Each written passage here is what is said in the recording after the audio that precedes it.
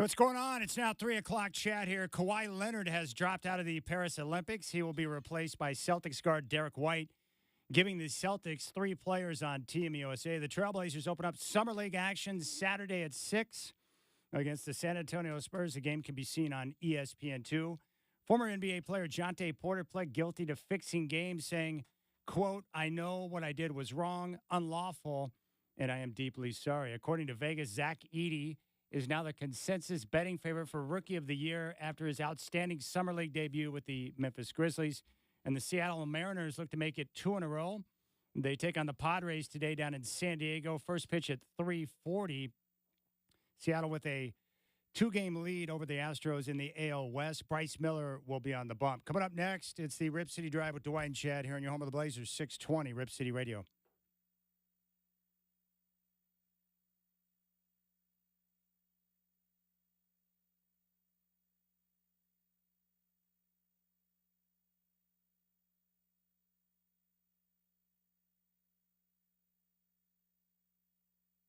Cold air is just blowing into my room.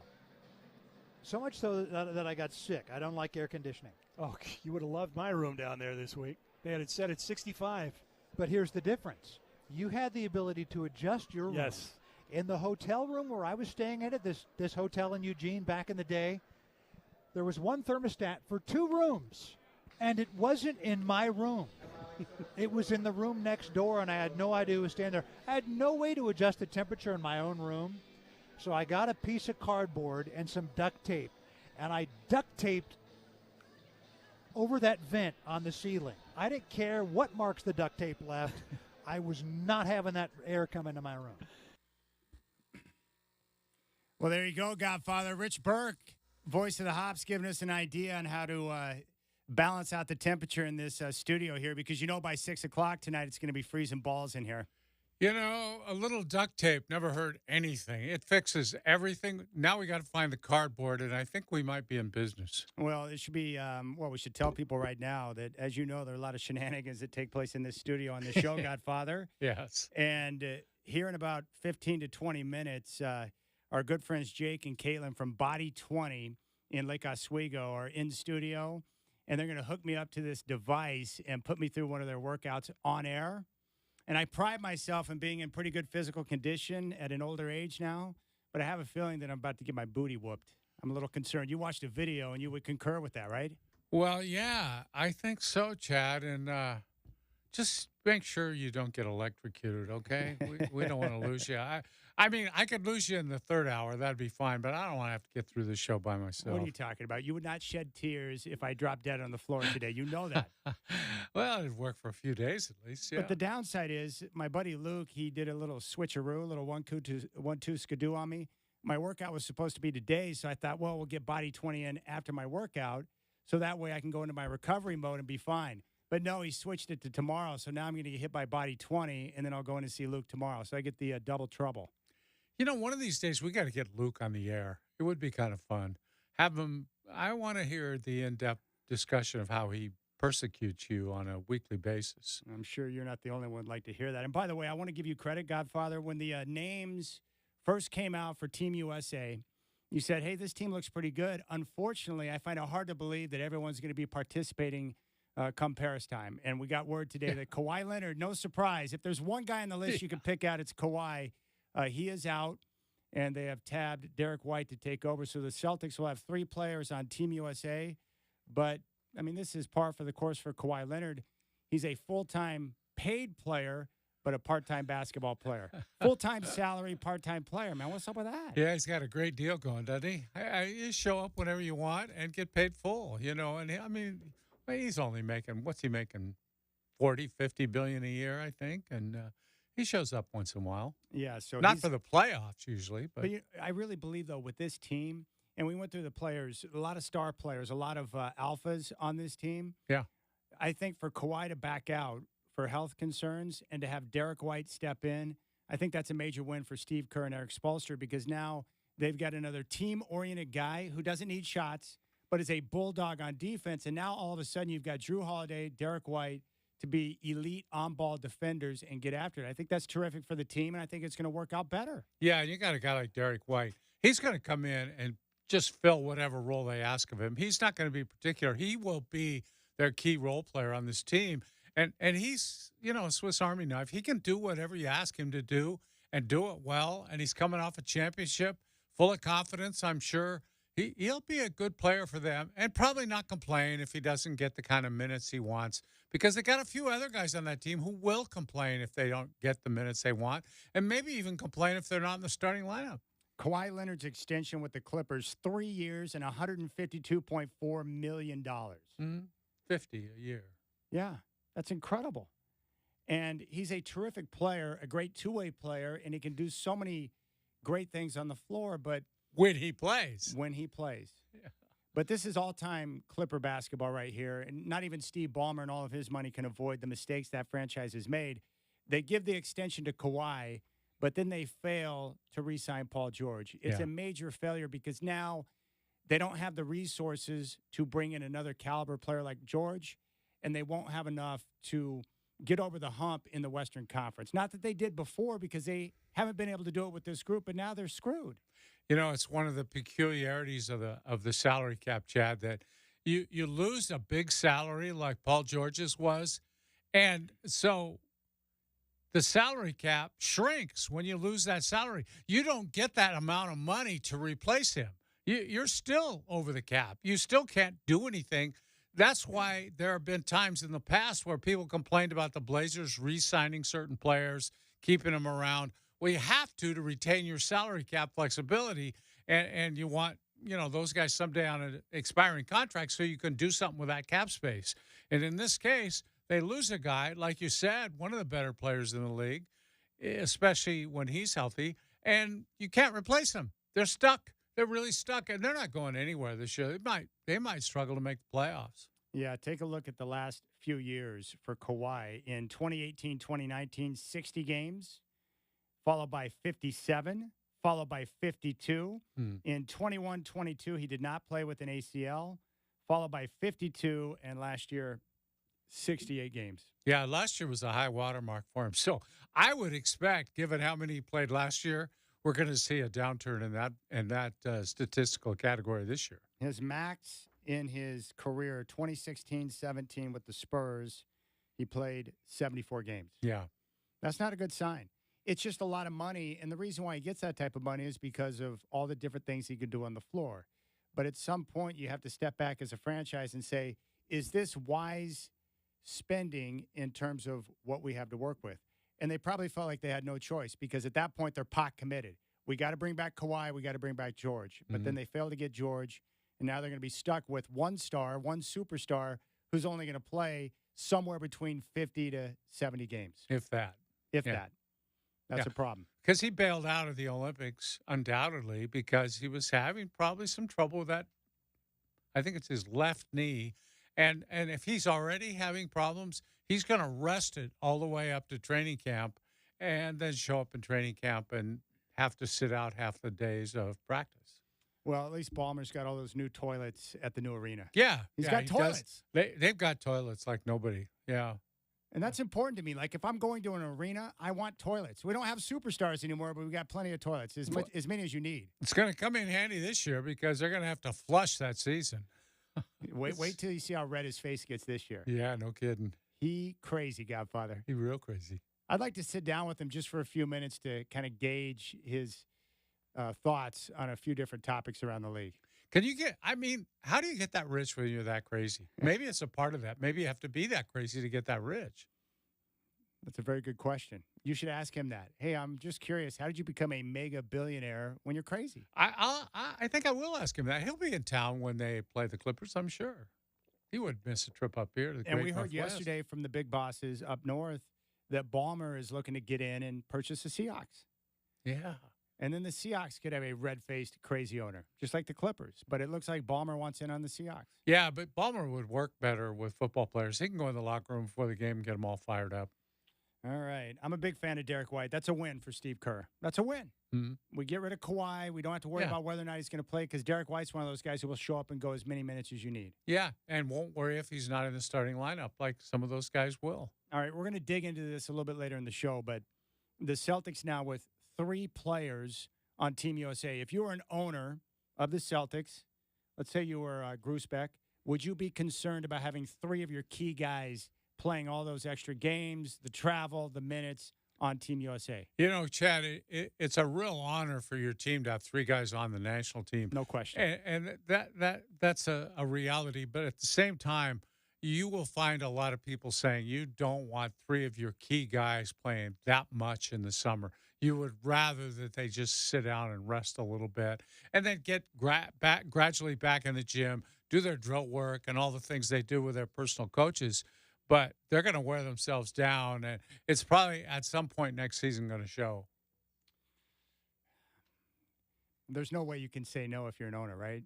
Yeah, you can't. No, the league wouldn't allow that because they tried. Remember some teams in the old days when the foreign players wanted to do it, and they tried to keep them from doing it, and you just can't. You cannot keep players from playing for their national teams. Yeah, it's important. I as an owner, if I were an owner, I wouldn't want my guys participating. Yeah. I wouldn't tell them that, and I wouldn't try to prevent it. But I'm the one who's forking out 3 years and $150 million for that guy. I don't want him out there with the wear and tear. Yeah. I think coaches feel the same way. If they had their choice, they would not want them playing. But you just have to grin and bear it. You got to smile and say, "Hey, go get them." But this is what they needed, right? Like the blessing in disguise, more role guys.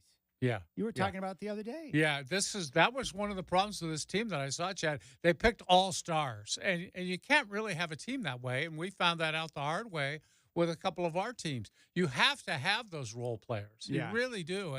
And Derek White fits that just perfectly. Yeah, you were mentioning one of the biggest issues with Team USA in international competition over the years has been one of the big problems has been lack of continuity. Yeah. Well, part of that is because you bring on all the stars and they don't know how to take on another role outside of being a star. The alpha on the floor that's got the ball in their hands. But guys like Derek White and Jrue Holiday, they're accustomed to being on the floor surrounded by guys who have the ball in their hands. Yeah. They know how to adapt and play under those type of circumstances. And really the most valuable international players we've had in the Olympics, one of them has been Carmelo Anthony because he was so willing to be a facilitator, a team guy, give the ball up.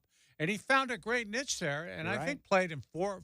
Guys love playing with him in international competition. Absolutely. He was great in the Olympics. I think he played in 4 of them. But you know what's funny about that is that you wouldn't think that Melo, like if I said, hey, who do you think would be a good fit to play team ball? You wouldn't think Melo. That's off-brand for him. Yeah, it's definitely off-brand. Guys need their touches, Godfather. I need my touches. Yeah, all right? Right. All right. Coming up next, Jake Chad and Caitlin. in a straight jacket. That's coming right. up. Body 20 is in the house, and they're going to share their story and put me through a workout. So if you want to check out what's going to be happening here in a few minutes, go to body20.com. Body20.com. Jake and Caitlin will join us and put me through a workout. If you want to jump on board, 503-248-0620. That's Dwight. I'm Chad. You got the Rip City Drive.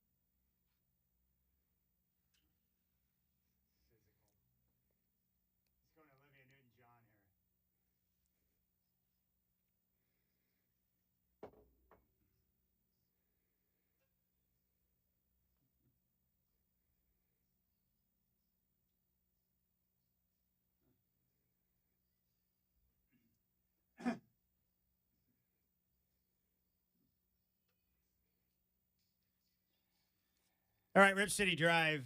Nice touch, Shacker.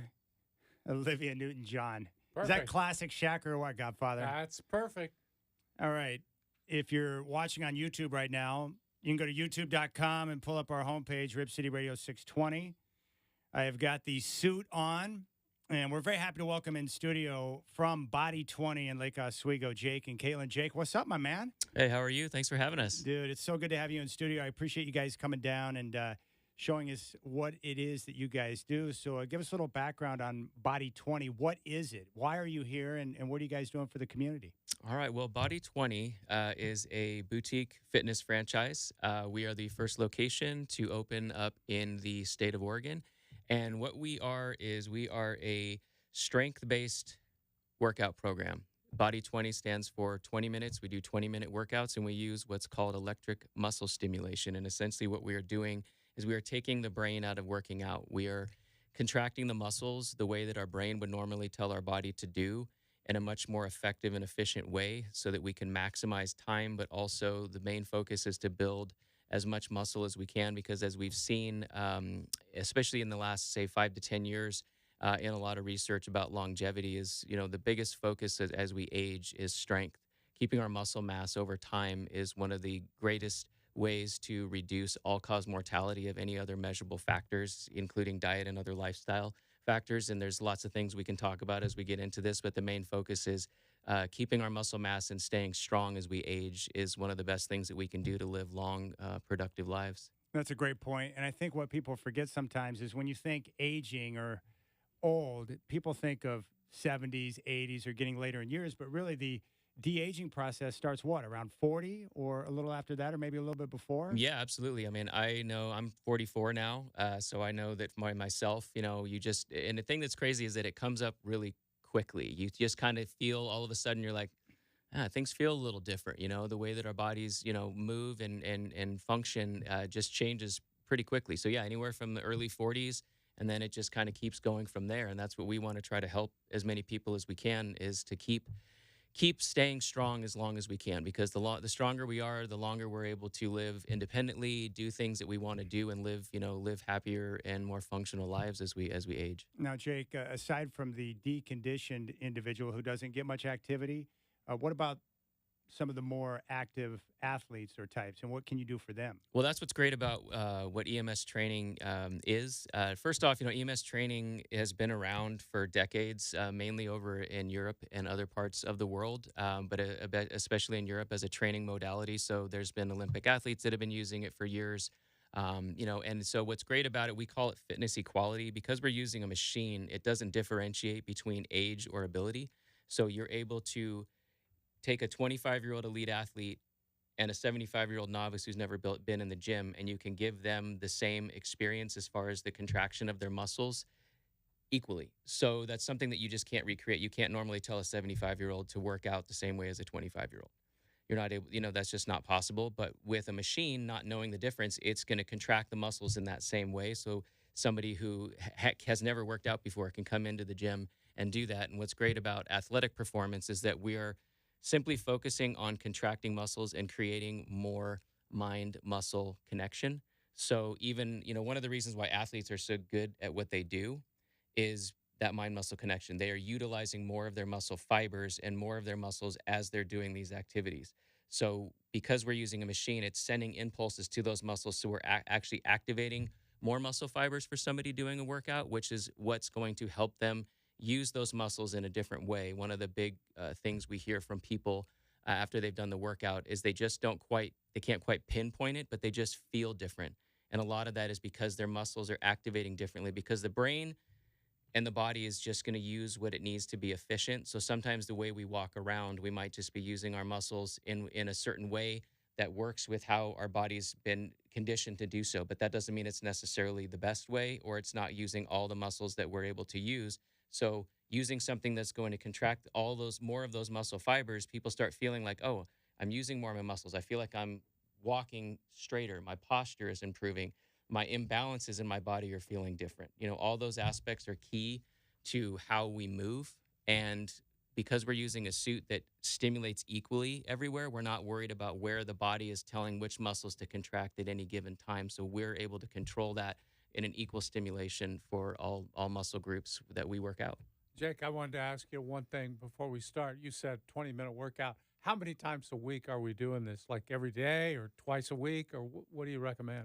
Usually it depends on people's goals, but right now we're focusing on 2 to 3 times a week. So 20 minutes, 2 to 3 times a week, and you're going to be able to give yourself an equivalent of multiple hours in the gym. And the way that works is we're essentially saying, because we're using a suit that's stimulating all major muscle groups at the same time, when you're even doing an isolated move, maybe upper body, lower body, all of your muscles are contracting at the same time. So you're getting an equivalent as if you were doing multiple types of moves like a body weight squat, curls, presses, anything like that, while other muscles are also firing. So you're hitting all those muscles at the same time. So that's where the efficiency factor comes in. That's great. Hey, it's time to light him up, isn't it? Hey, hold on. Settle Come down for a on. second. I got more can't Yeah, wait he's for been this. excited. I want this to happen. Hey, Come on. Settle down, Godfather. Ah. Now, the beauty of it is, if I'm hearing you correctly, then, so when people come into Body 20, it's a one-on-one situation, right?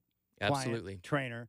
But then also, it's not like one workout or one size fits all. You're tailoring the workout and what they're doing based on their level of fitness, their activity, and where they're at and what they're looking to accomplish. That's exactly it. And so what's great about what we can do is because we're able to use the machine, we can bring 2 different people in and completely change the workout, but they're going to get the same effectiveness. So somebody, say, has an injury, they have lower back issues, they have knee issues, they can't, say, do a body weight squat, they can't get on the ground to do, say, a low level plank, but they want to still stimulate their core, build their core. We can have somebody up even at a 45-degree angle leaning against a wall and simply contracting themselves. And because the suit's doing a good chunk of that stimulation and that contraction, the suit is going to do a lot of that work for them. So they're able to still get a significant workout, even if they're very limited. So we've had people who have had pretty significant injuries that we've been able to tailor the programs to whatever they need.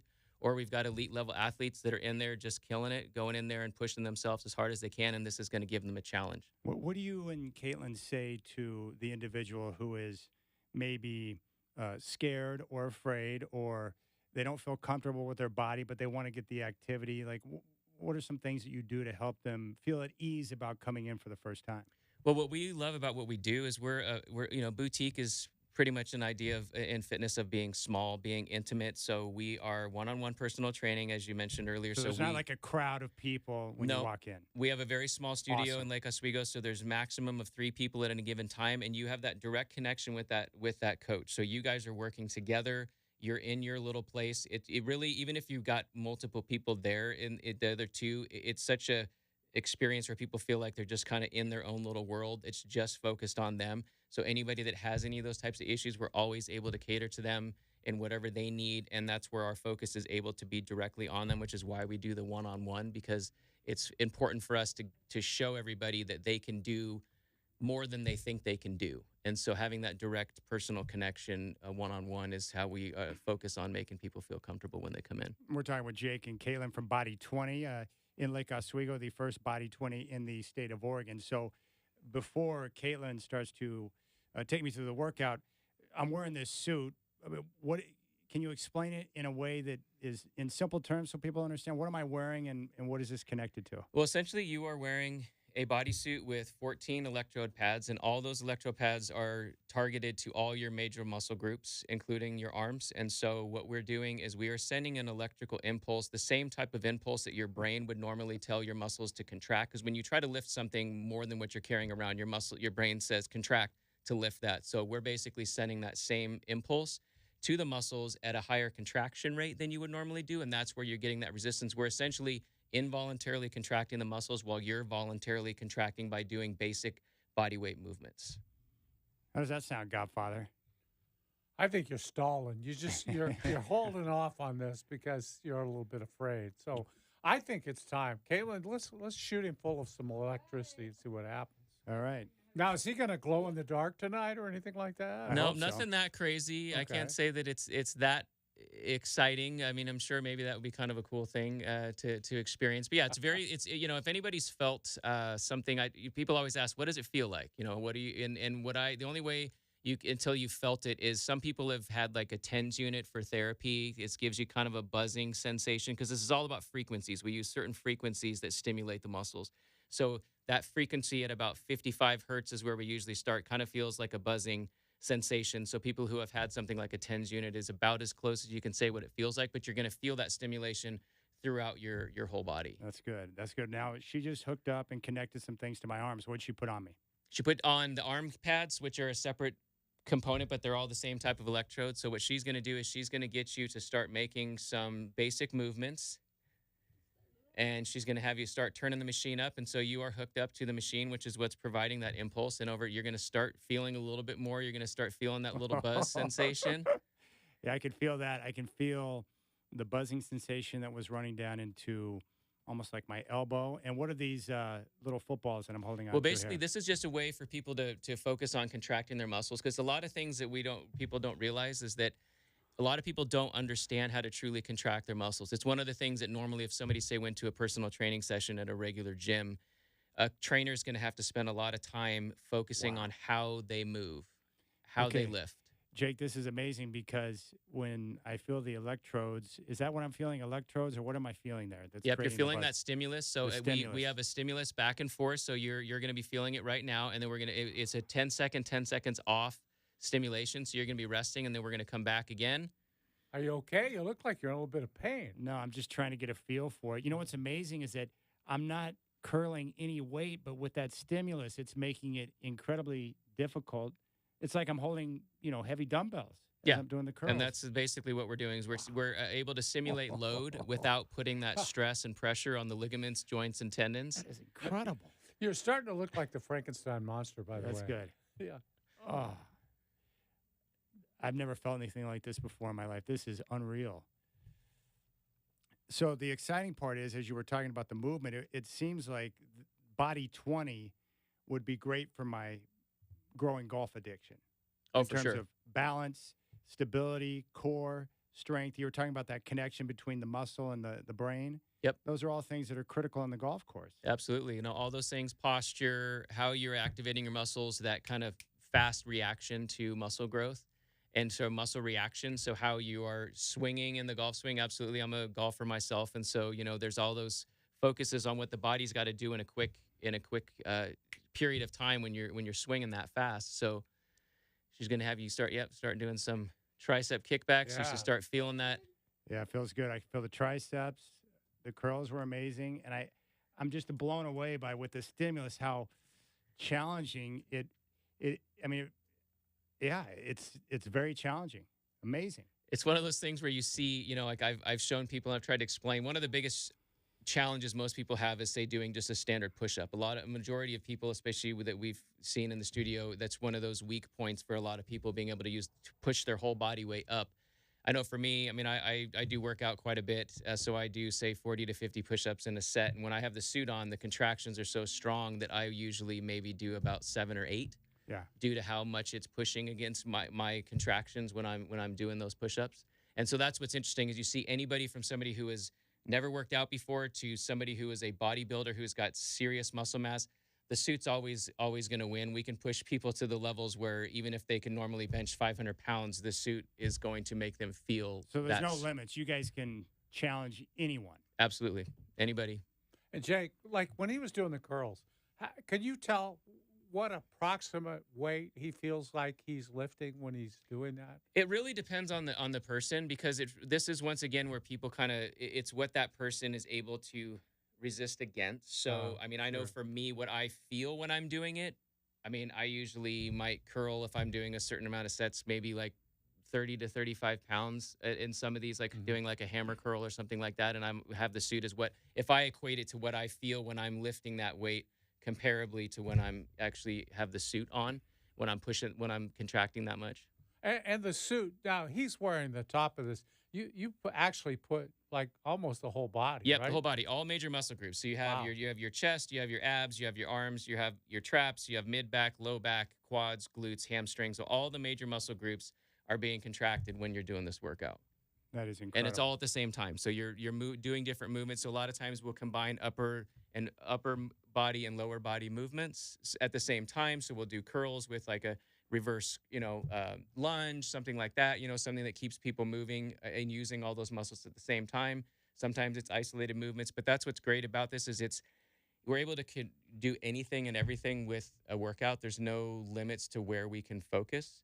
Um, so, one of the other things that I love about it is you can do even just you can even do an isometric hold where somebody can't really say do a whole lot. They've got an injury like we talked about. So if we get somebody to just say, okay, we're just going to get you in a mid-level squat. We're just going to have you feel like you're contracting, feel like maybe you're pushing your legs apart, really engaging that. And they're feeling that burn as if they had a barbell on their back and they're trying to push against that resistance. So, that's when you feel that stimulus that way, it's really, it's something you just have to feel to understand. And we're just excited to get more and more people in there to show them what this can be for them. All right, I want to bring in Caitlin for a moment, who was kind enough to put me through a workout. So, Caitlin, I mean, what is your role with Body 20, and how long have you been doing the workout yourself?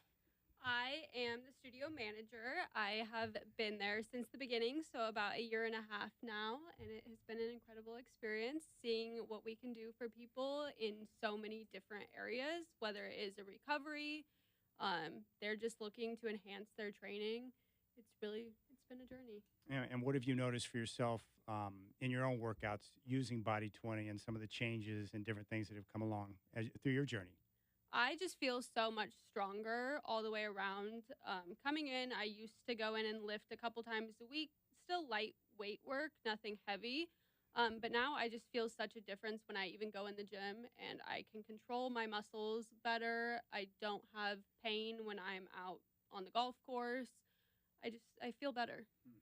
That's what it's all about, right? Feel better, Well, move better, yeah, feel absolutely. I think that's one of the things, because when we look at, as somebody, my background before this is I was an operating room nurse. So I've done a lot of surgery on people and a lot of people who have had injuries from a variety of different things. And when I started getting into this and started really thinking back, to things of like why we hurt, a lot of times we hurt. The main areas of pain for most people, it's not muscle, it's not bone, it's our connective tissue. And the thing that's interesting about muscle is even though as we age, muscle doesn't actually, we feel like we're losing it. It actually is just what we call atrophy, which it's just shrinking because we're not using it the same way because we stop moving as much. We're not doing as much. So over time, but muscle can always be regrown. We can always rebuild muscle back, but connective tissue cannot. So as we age, our joints, ligaments, discs, all those things are the things that break down over time. And one of the challenges as we get weaker, when our muscles are not carrying as much of that load because they're not strong enough, even just walking around, there's more pressure on all those connective tissues. So that's where this is huge. All right, Jake. So how do you recommend if someone is interested, if they want to come by and check it out and see what you guys are about? How do you guys do that? What's the recommendation there? You want people to come by? Can they schedule an appointment? You give them a consultation. I don't know how that process works, but how do you do that for people? Everybody comes in. We offer a free demonstration of the workout, so people can come in and experience the full demo version of the workout. So we put the suit on and we show people in a demo version of a 12 to 15 minutes, a little bit shorter, to show people what the whole workout is about, so they're able to feel it for the first time. We talk about what their goals are, and anybody can come in. You can go on to body20.com, and then you can look for Find a Studio, or you can just do Lake-Oswego to find us there. You can fill out the information. It'll send us a link, and then we'll contact you. Our number is 503-365-6898. People can also come into the studio. We have a lot of people that have heard about us or seen us and just pop in one day. We're over in the Mercado Grove Center in the north side of Lake Oswego. Nice. So people can pop in. We always have people to chat with people, get them set up for a demo and show them what we have. Very impressive. Very impressive. Now the next step is I want to come in and I'd love to feel the lower body activity, with Absolutely. the legs and stuff, and see how that works. We'll definitely get you in there. Anything? Did we miss anything? Anything else you want to get out to the masses, my man? I think the thing, for me, as somebody who's been in healthcare and has had the,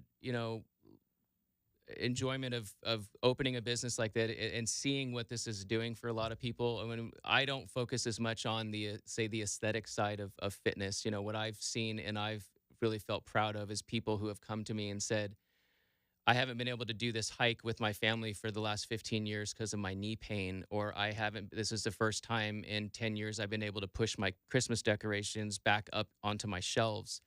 Things like that, just daily life things that are helping people to live more functional lives is what we're really about for longevity, and how we're able to provide that for anybody and everyone. We have people that do this program in some parts of the country in their 90s.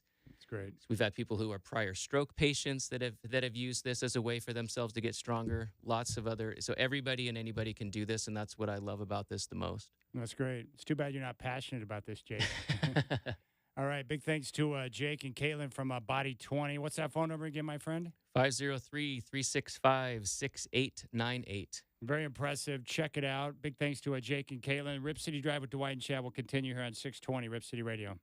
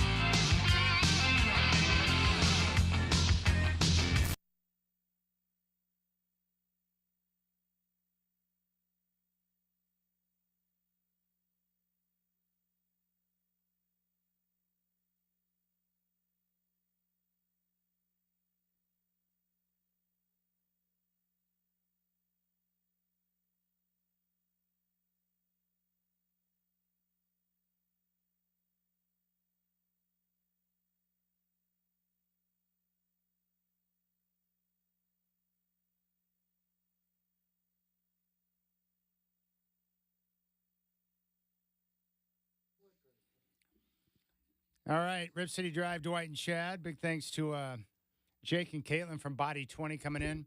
And now that my triceps are all jacked up, that's just what I needed, a pre-workout before my full body workout with Luke tomorrow. That was awesome, though.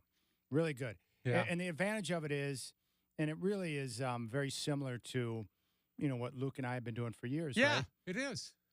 Full body, high intensity, and you don't have to spend all day in the gym doing it. That's the beauty of it, because one of the biggest issues for people, and for those of you who don't know, I trained for years and years, until I was finally finished with college. That was a long process, but so I've been in the gym. I've worked with people. I've had the same workout partner for 32 years.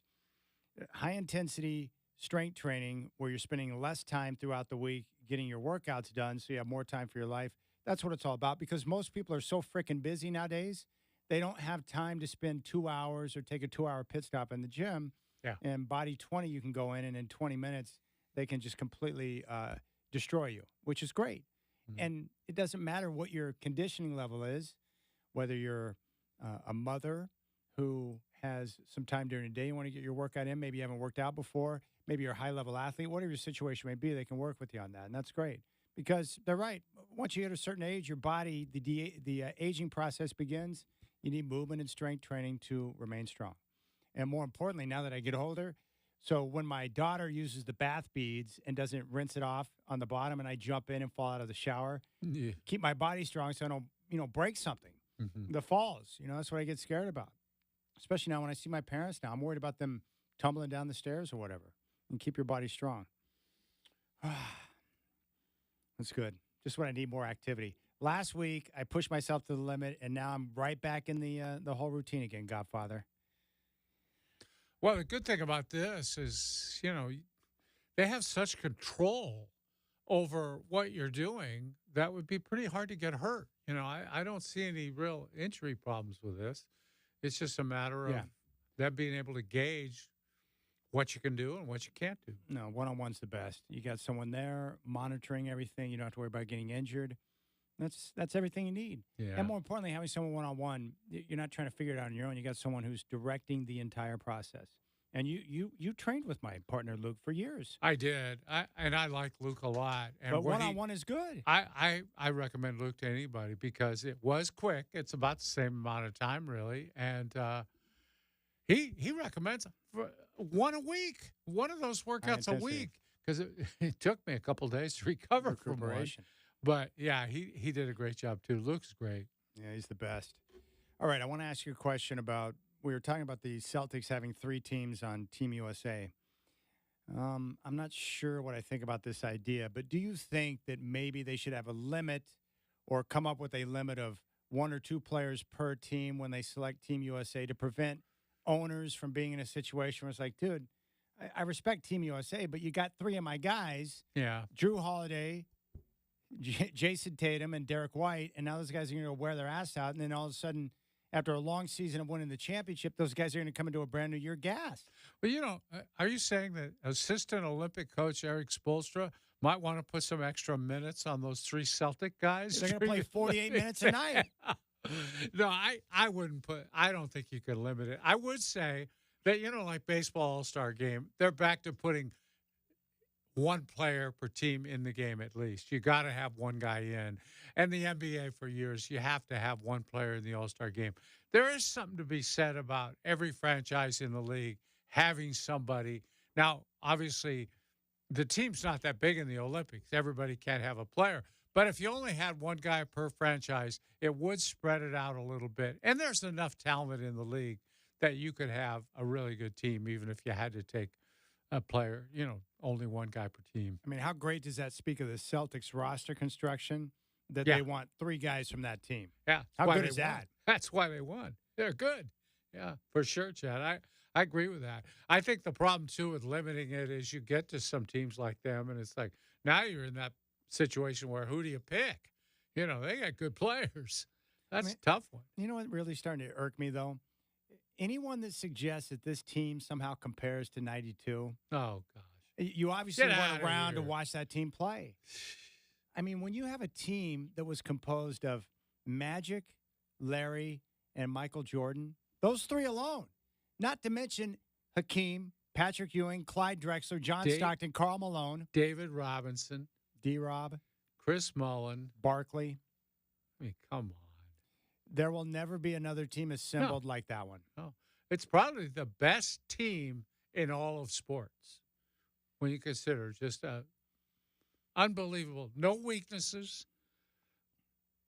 Well, Christian Leitner, but he doesn't count. That was just a honorarium almost because they decided to take pros instead of college guys. But he really wasn't a weakness. I mean, he's No. a smart basketball player. Yeah. And the reason why he worked on that team is he knew that he wasn't going to get a chance to play much. Yeah. So he played the role in practice and tried to challenge those guys the best he could. So it actually worked out well. Yeah. He wasn't under any delusions of grandeur when he went over there. He knew why he was picked and why he was there and that he was going to be low on the pecking order. Yeah, and that's the thing about the Dream Team. They could bring their second five in and not lose a thing. I mean, they all were capable of playing. Magic, Larry, and Michael in the same team. It's incredible. Truly sensational. And Yeah. they annihilated their competition. And the bigs. I mean, you talk about Olajuwon, Ewing, and David Robinson all on the same team. That's enough right there to beat all those other countries. If Magic needs a breather, we'll throw Stock out there. Yeah. Not bad. No, Barkley's tired. Put Malone in there. Yeah. What irks me is the people who are saying that Chad, never saw the Dream Team play. They have no idea. Same No. guys that are saying Jordan couldn't play. They never saw him play either. It's part of this clutch machine that's trying Yeah. to continue to take shots at the past Yeah. because they're trying to artificially elevate LeBron James. Paid experts is what they are. Oh, and speaking of LeBron, we're going to hear more of his nonsense coming up next. Good.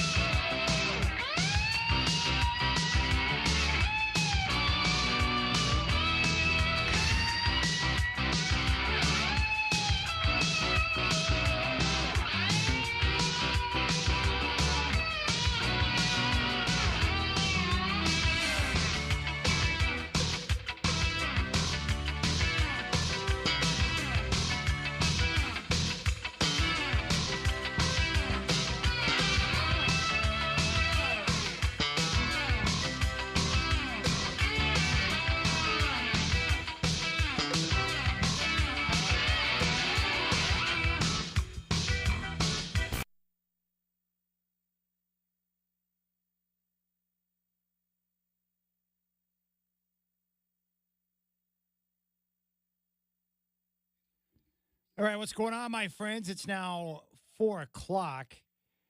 Kawhi Leonard has dropped out of the Paris Olympics. He's going to be replaced by Celtics guard Derek White, giving the C's 3 players on Team USA.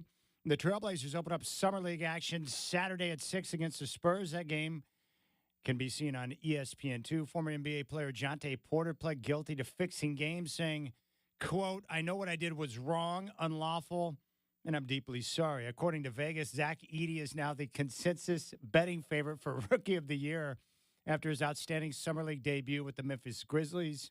And the Mariners right now in action down in San Diego. No score, top of the second. More of the Rip City Drive with Dwight and Chad coming at you right now.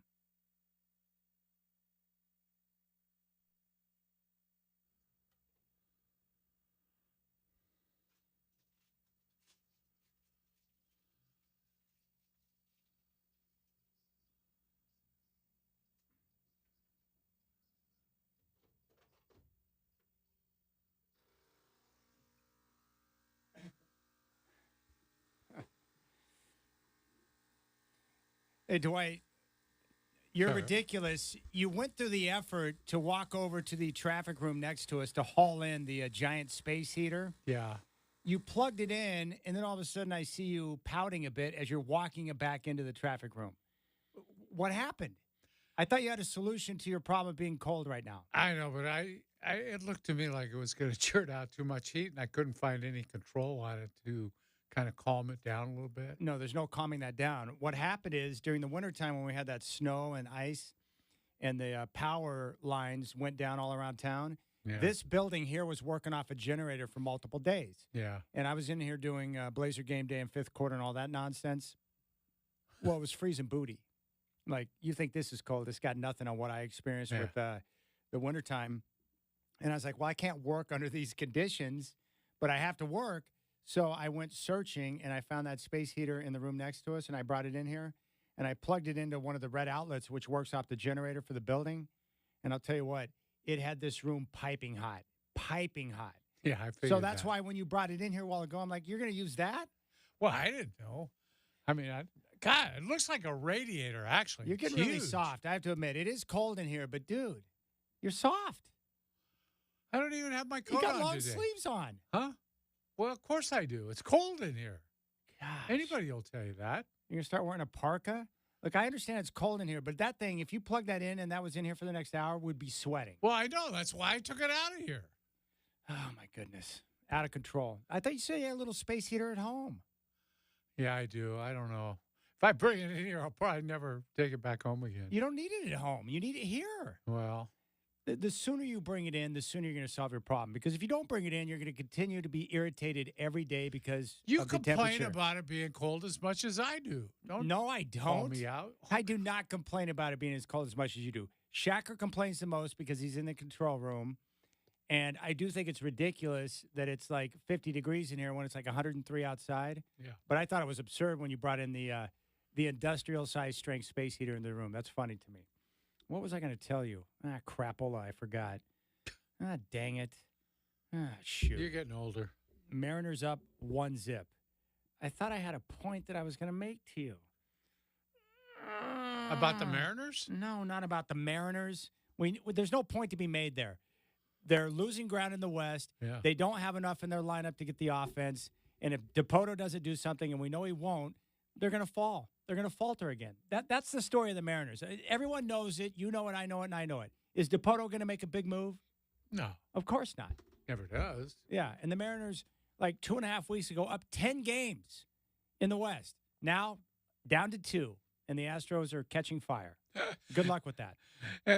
And they let the Braves have Jared Kelnick, who is hitting leadoff for the punchless Braves and probably their most consistent hitter over the last 3 weeks. I'll tell you one thing I am getting tired of. Oh, by the way, now I remember what I was going to say. And I'm tired of this too already. Vegas, Zach Edey being the betting favorite to win Rookie of the Year. That is not happening. He's not winning Rookie of the Year. He'll be lucky if he sniffs the court for more than 10 minutes a night. That guy is too big and too slow to get the job done. He will be ineffective as an NBA player. The thought that he's going to come out and take the league by storm is absurd. Total nonsense. Bet against Edie. It's a joke. Oh, Zach Edie, after one Summer League game's now the betting favorite to win Rookie of the Year. Based off of what? Summer League? No, Morons. You've been around this long enough to know. Summer League. They're just trying to take people's money. Are you kidding? That's a great move by the bookmakers. They figure somebody somewhere is all excited about Edie, so they're going to take their money. But you know he's not going to win. Come on. No, I don't think what he's good gonna is that win. guy going to be in the NBA? But you tell me that who is going to be the Rookie of the Year out of this bunch? Anyone but Edie. I'll take the field. Zach Edie. I mean, no disrespect to Edie or his family or anything. Nice guy. But at his size in today's NBA, it doesn't do the math on that. It doesn't work. You can use him in spots. They did say at the combine he was faster than Klingon. Yeah, and I don't believe it. Really? Yeah. No, I don't. Yeah, that guy's faster than Klingon. If that's true, then that's a problem. If he's faster than Klingon, that's an issue. I want to see it in game action. Let me see it in game action. Guys have a weird way of not looking so fast in games, and we see this in football all the time, where guys, for some reason, in games, they just outrun everyone. Jerry Rice was not the fastest guy in the NFL, but yet when he got in full stride, he was outrunning defenders constantly. Mm-hmm. I'm not buying Zach Edey. What good is he? In the NBA, Godfather, seriously, is he going to work out? I think he'll have a place for quite a while because he can score at the low post. Not many guys can anymore. Nobody because has teams those are moves. looking to dump the ball down low and let the guy go to work. No, Give me a break. But the league is getting bigger all the time. They're going back. Everybody's got one of those 7-footers now. Yeah, big bigs that can step back away from the basket and play. Well, there's more bigs who can't do that than there are who can. Yeah, wait till Luka gets him on a switch and he's trying to defend out there on the perimeter. Zach, we need you on the bench, buddy. That's how that's going to go down. Look, Rudy Gobert is a great defender, but even he gets put in tough spots sometimes because of all the switching in the NBA. Mm-hmm. What are you going to do? Defensive Player of the Year, how many times? Quite a few. Yeah, I know, but I'm saying for Zach Edey, he can't defend away from the basket. What if a team goes small? You can't use him. I'm still waiting for that team that goes small to have to guard him on the inside. Yeah. Somebody's got to have the nerve to do that at some point. No one has the nerve to do that. You've been waiting for a coach to do that for years. It doesn't happen. I'm just telling you, Zach Edey, unfortunately for him, he would have been great like 25 years ago. He would have been great. He could have played against the other centers. We had back-to-the-basket type players, kick it down low, inside out, but that's not the NBA today. It's not. And that's why it's important that Klingon develops some type of a three-point shot. I pray to God that he can stroke it from downtown. If so, it's going to be perfect. And you know what the new age center is now? It's freaking Chet Holmgren. That kind of stuff changes and changes. There's always an evolution of that. It'll change back at some point because somebody's going to find a center like Kareem who can score every time down there, and then they're going to go to him every time. But Kareem would be in a hard spot in today's NBA, wouldn't he? Defensively? Well, defensively, yeah, but they'd go play zone and they'd hide him down on the baseline somewhere, and that's what you do because you're going to get – I know he's not going to make threes, but he's going to get about 70% of his twos. Okay, I'm making a prediction right now. Zach Edey will stink in the NBA. That's my prediction. Okay. I think he's going to stink. I've been wrong before, but with Zach Chet Edey, Holmgren, yeah. I was wrong about Chet. But he proved me wrong because he can defend away from the basket. Do you think Zach Edey can ever defend away from the basket the way Chet can? Mm-mm. Yeah, he's done. Memphis drafting was a dumb draft pick. Well, what are you guys doing? You're going to take Zach Edey? That's going to work well. I'm sure that's going to work really well with their guard line up there. I don't understand it. Maybe I'm wrong. Maybe Memphis has got the secret code on something that we haven't figured out yet. Maybe they got the inside track on the new NBA that's coming that you just talked about. The Memphis Grizzlies have solved the issue. Zach Edey. I have an open mind on it. Well, I don't. I know. And one thing that, well, again, I don't want to speak for you. You don't hate LeBron, so how would you describe your feelings for LeBron? Since you don't like to use the word hate, how would you describe your feelings for LeBron? Look up the word hate sometime. You don't like to use it either. I use it all the time. Well, you shouldn't. Why not? Because it's not appropriate. I hate Californians who move up here and drive up our home prices. I hate that.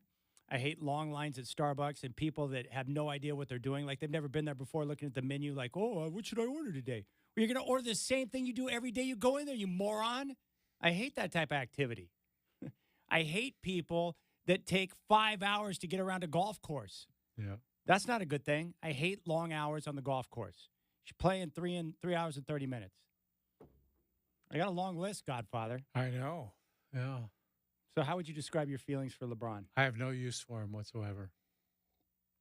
All right. Let's take a listen to LeBron. This is from several years ago when Bronny was still in high school, right? And he and his mom were being asked about what they want for Bronny. Let's take a listen. What's your hope for Bronny's future? To be happy and find happiness in whatever it is that he does, whether it's whatever it is. I just want him to be happy. I want him to get to the NBA. I'm not even gonna lie. I want to be on the court with him. I think that'll be an unbelievable moment.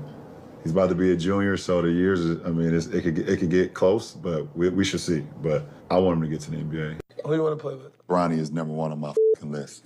That's dope. He's number one on my list that I want to play with. Not too long ago, I said, I asked him, I said, what you want to do with this? Like you want to get to the pros? What you want to do? He's like, yeah. I said, why? He said, because I want to make a name for myself. I said, well, let's get it. Let's get it. Let's get it. Say no, that's all I need to hear. What he's saying to you in your face is, I appreciate what you did. But back to I want up. to be Yeah, me. yeah, and I love it.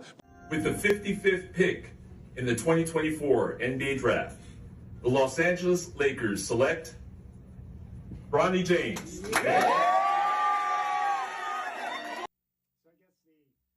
I guess the big question would be, is it nepotism or narcissism when it comes to LeBron and getting his son, ushering him into the NBA? There's no doubt it's narcissism. You heard the comment. The question was, and I think his wife answered it just appropriately. She wants him to be happy. Well, I think every parent wants that for their child. LeBron wants himself to be happy. The answer was basically, I'll be really happy if he's in the NBA. It didn't really take Bronny into consideration. And he said, something about he wanted to make his own way. Well, when's he going to start doing that? Yeah, his dad didn't give him a chance to do it. So really, he's forcing Bronny to do what he wants him to do so he can live out his own dream. Mm-hmm. That's really what this is all about. Mm-hmm. Oh, by the way, I've got the definition of hate right here. Feel intense or passionate dislike for someone. Yeah. That's not Christian, Chad. Feel intense or passionate dislike for someone. Yeah. Yeah, there are things. Here's one from Jason. I hate people that don't fix their pitch marks. That really drives me crazy. Yeah.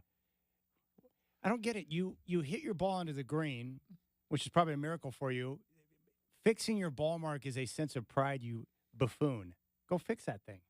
Yeah, but you walk up to every green and there's like 4 or 5 right there where you're standing on. Yeah, it's like, is this Greg Popovich's face or a green? What's up with that? Yeah, be nice. He must be nice. I can't stand LeBron. He's so full of himself. But He you're is a not real phony. pleased with Greg Popovich either. No, that guy's an idiot too. When he got on the mic and started telling fans what they can and can't do in the stadium. Yeah, we don't boo here. We don't boo here. That's not how we roll. Shut up, old man. Boo! Boo!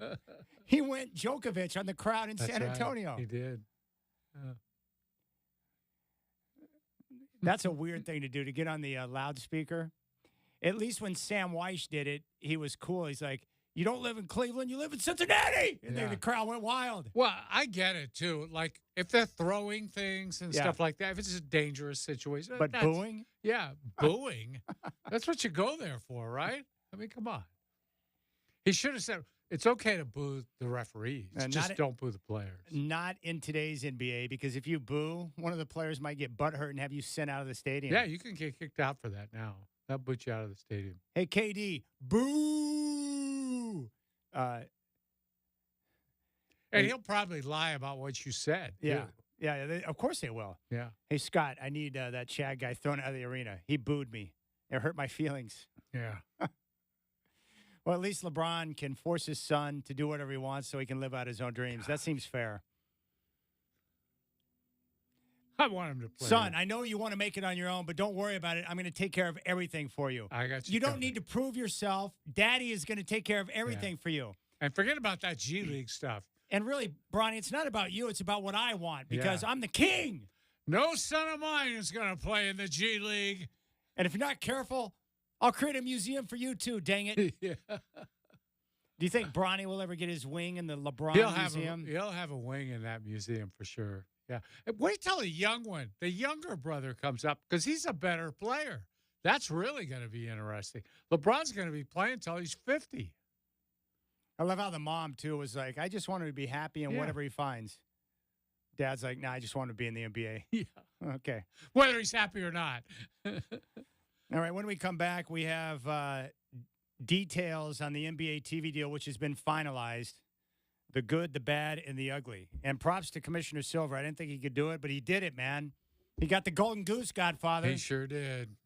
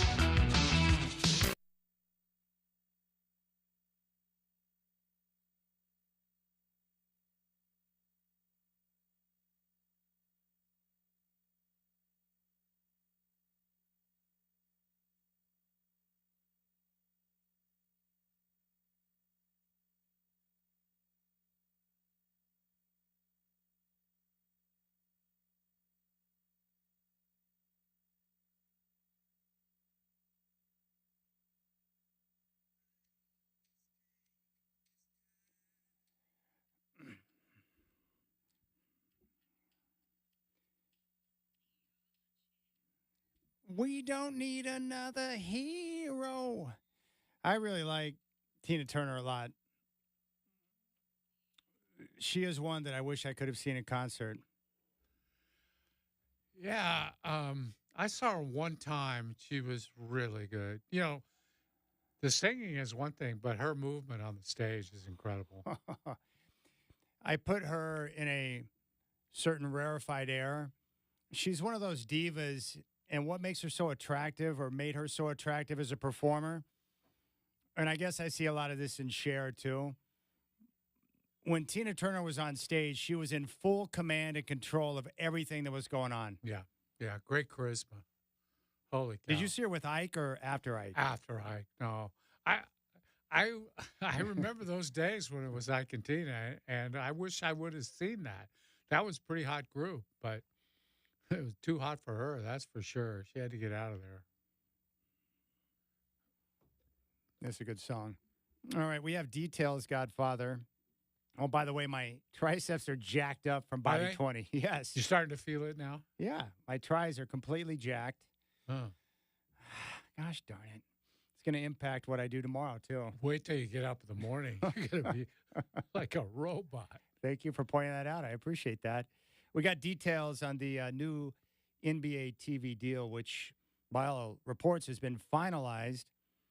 This is surprising to me that Adam Silver is able to pull this off in the midst of sinking ratings league-wide. And it's been going downhill for a while now. 11 years, $76 billion. $76 billion. Andrew Brandt said they are ratings proof and cord cutting proof.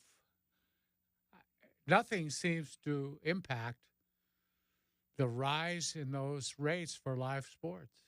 Well, you were mentioning to me earlier today that the only live TV you watch now is sporting events. Pretty Everything much. else, you're going to the DVR or you're streaming. Yeah. Yeah. Well, you know, the hours we work and stuff, Chad, and the sports that I watch more sports than you do probably because I watch so much tennis and then baseball. I watch a ton of baseball. I have to record these things to manage being able to watch them all. So it's and I network television is not offering much for me anymore. I have to say that. No, I agree. I'm in the same boat. You probably do watch more sporting events if we're not counting all of the old games that I watch. That's I watch old sporting events every night. over and over again in some cases, right? I do. You and I were talking about that too. A good game is a good game. And I can go Yeah. back and watch a good game over and over and over again because I love to Absolutely. relive those moments. Yeah, and I have all these people. Don't tell me who won. I've got it recorded. Carrie. No, I want to know who won before I watch because it might impact my decision to watch it or not. Who gets more frustrated if you tell them who won before they know who won? Is it your brother, the God brother, or would it be Carrie Eggers? Kerry doesn't like it when even if he's like 10 minutes behind me on his DVR, you know, because he'll stop and do something. And, see, I don't stop the DVR in games usually. I'll just come back. If I miss something, I just run it back. It's no big deal.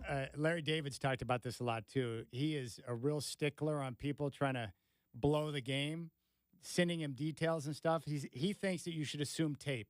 Assume that I'm taping the Jets or whatever game. Just assume tape. Don't give me any details. Don't tell me anything. I don't want to know. There is a little tiny bit of joy, though, in spoiling it for those people, right, Chad? There is. And you know what really sucks? It's hard to imagine that this actually used to take place, but not too long ago here in the Portland, Vancouver metropolitan area, Monday Night Football, which I live for. And, of course, when the Broncos were on Monday Night Football, it was a big deal because back then we didn't have football every night of the week. Monday Night Football was like the prime time. Well, they used to tape delay Monday Night Football here in the Portland area. And they would put it on at 7 o'clock, an hour after the game had kicked off. Yeah. Well, this is before cell phones and text messages and emails and all that nonsense. But I had one friend's dad who despised the Broncos, and he liked to give me a hard time. The game would come on live on radio. Yeah. So he would tune in and find out the score, and he would call me at my house and be like, hey, the Broncos are down 6-0 right now. And so I got to the point where on Monday Night Football when the Broncos were playing, I wouldn't answer the phone or talk to anyone because I wanted to wait until the game kicked off at 7. But think about that. In a day and age where they actually tape delayed it would come on the ABC Monday Night Football intro to the game, and right at the bottom of the screen, it would say recorded earlier. That's insane. And we're not talking about like the 60s or the 70s. We're talking about late 80s into the 90s. I was going to say, are you kidding me? You're not old enough to remember when they taped delayed the NBA Finals and played it back at like 11 o'clock at night. That was after bad. their primetime stuff was over. That's why Larry and Magic get so much credit for reviving the NBA that went through a rough period of mostly cocaine. The league was just about dead when those guys came in, Chad. Yeah, David Stern in combination with Bird and Magic saved everything. Yeah. No question about it. The drugs were a real problem, and the perception that even more people were using drugs than probably actually were. Yeah. And it was worse than the marijuana that guys have been smoking over the last 20 years or whatever. Yeah. We're talking about hard drugs. Right. Yeah. And the league gets a perception, and people want to back away. They don't want any part of it, and it's hard to get the corporate sponsors. Right. All right, here are the details on the deal. 11 years, $76 billion for the NBA TV deal. It involves Disney, Amazon, and NBC. And NBC, obviously, a combination of the network and their streaming service, Peacock. Mm-hmm. Amazon, of course, will be straight streaming. And then Disney's a combination of ABC and ESPN. 3 major corporations. I mean, Disney. Hefty. Yeah. And you got NBC Universal. It's now, Universal Studios as well as NBC. And then, what was the other one? Amazon? Amazon. A giant of a company. Massive. So here's what they're going to have. Mondays will be Peacock. Tuesdays, NBC. Wednesdays, ESPN. Thursdays, Amazon. On Friday, ESPN and Amazon. Saturday, ESPN and Amazon. And then Sundays, a combination of NBC and ESPN. Now, this is after football's over, right? I think it's after the NFL's done. Yeah. Yeah. Yeah, you don't want to compete against football. No, they're not going to do you get that. slaughtered. No. That's how that goes down. Now, in addition to that, what did Andrew Marchand from the New York Times have to say about the situation with Turner Sports and TNT? Yeah. Turner, which is basically Time Warner now, they believe they have the right to match one of these deals. And apparently they don't have to signify their desire to do that until after the deals are ratified and signed by both parties. Now, apparently there's a meeting of the Board of Governors of the NBA next Tuesday, I think, in Las Vegas. If they go ahead and sign those deals, ratify them, then after that, Time Warner would have 5 days. Turner would have 5 days to either match one of those deals or not. And apparently the one they're eyeing is the Amazon deal, which I think you said. I think they're going to get one of the conference finals every other year, and then they're going to get the in-season tournament. Yeah, oh, lucky them.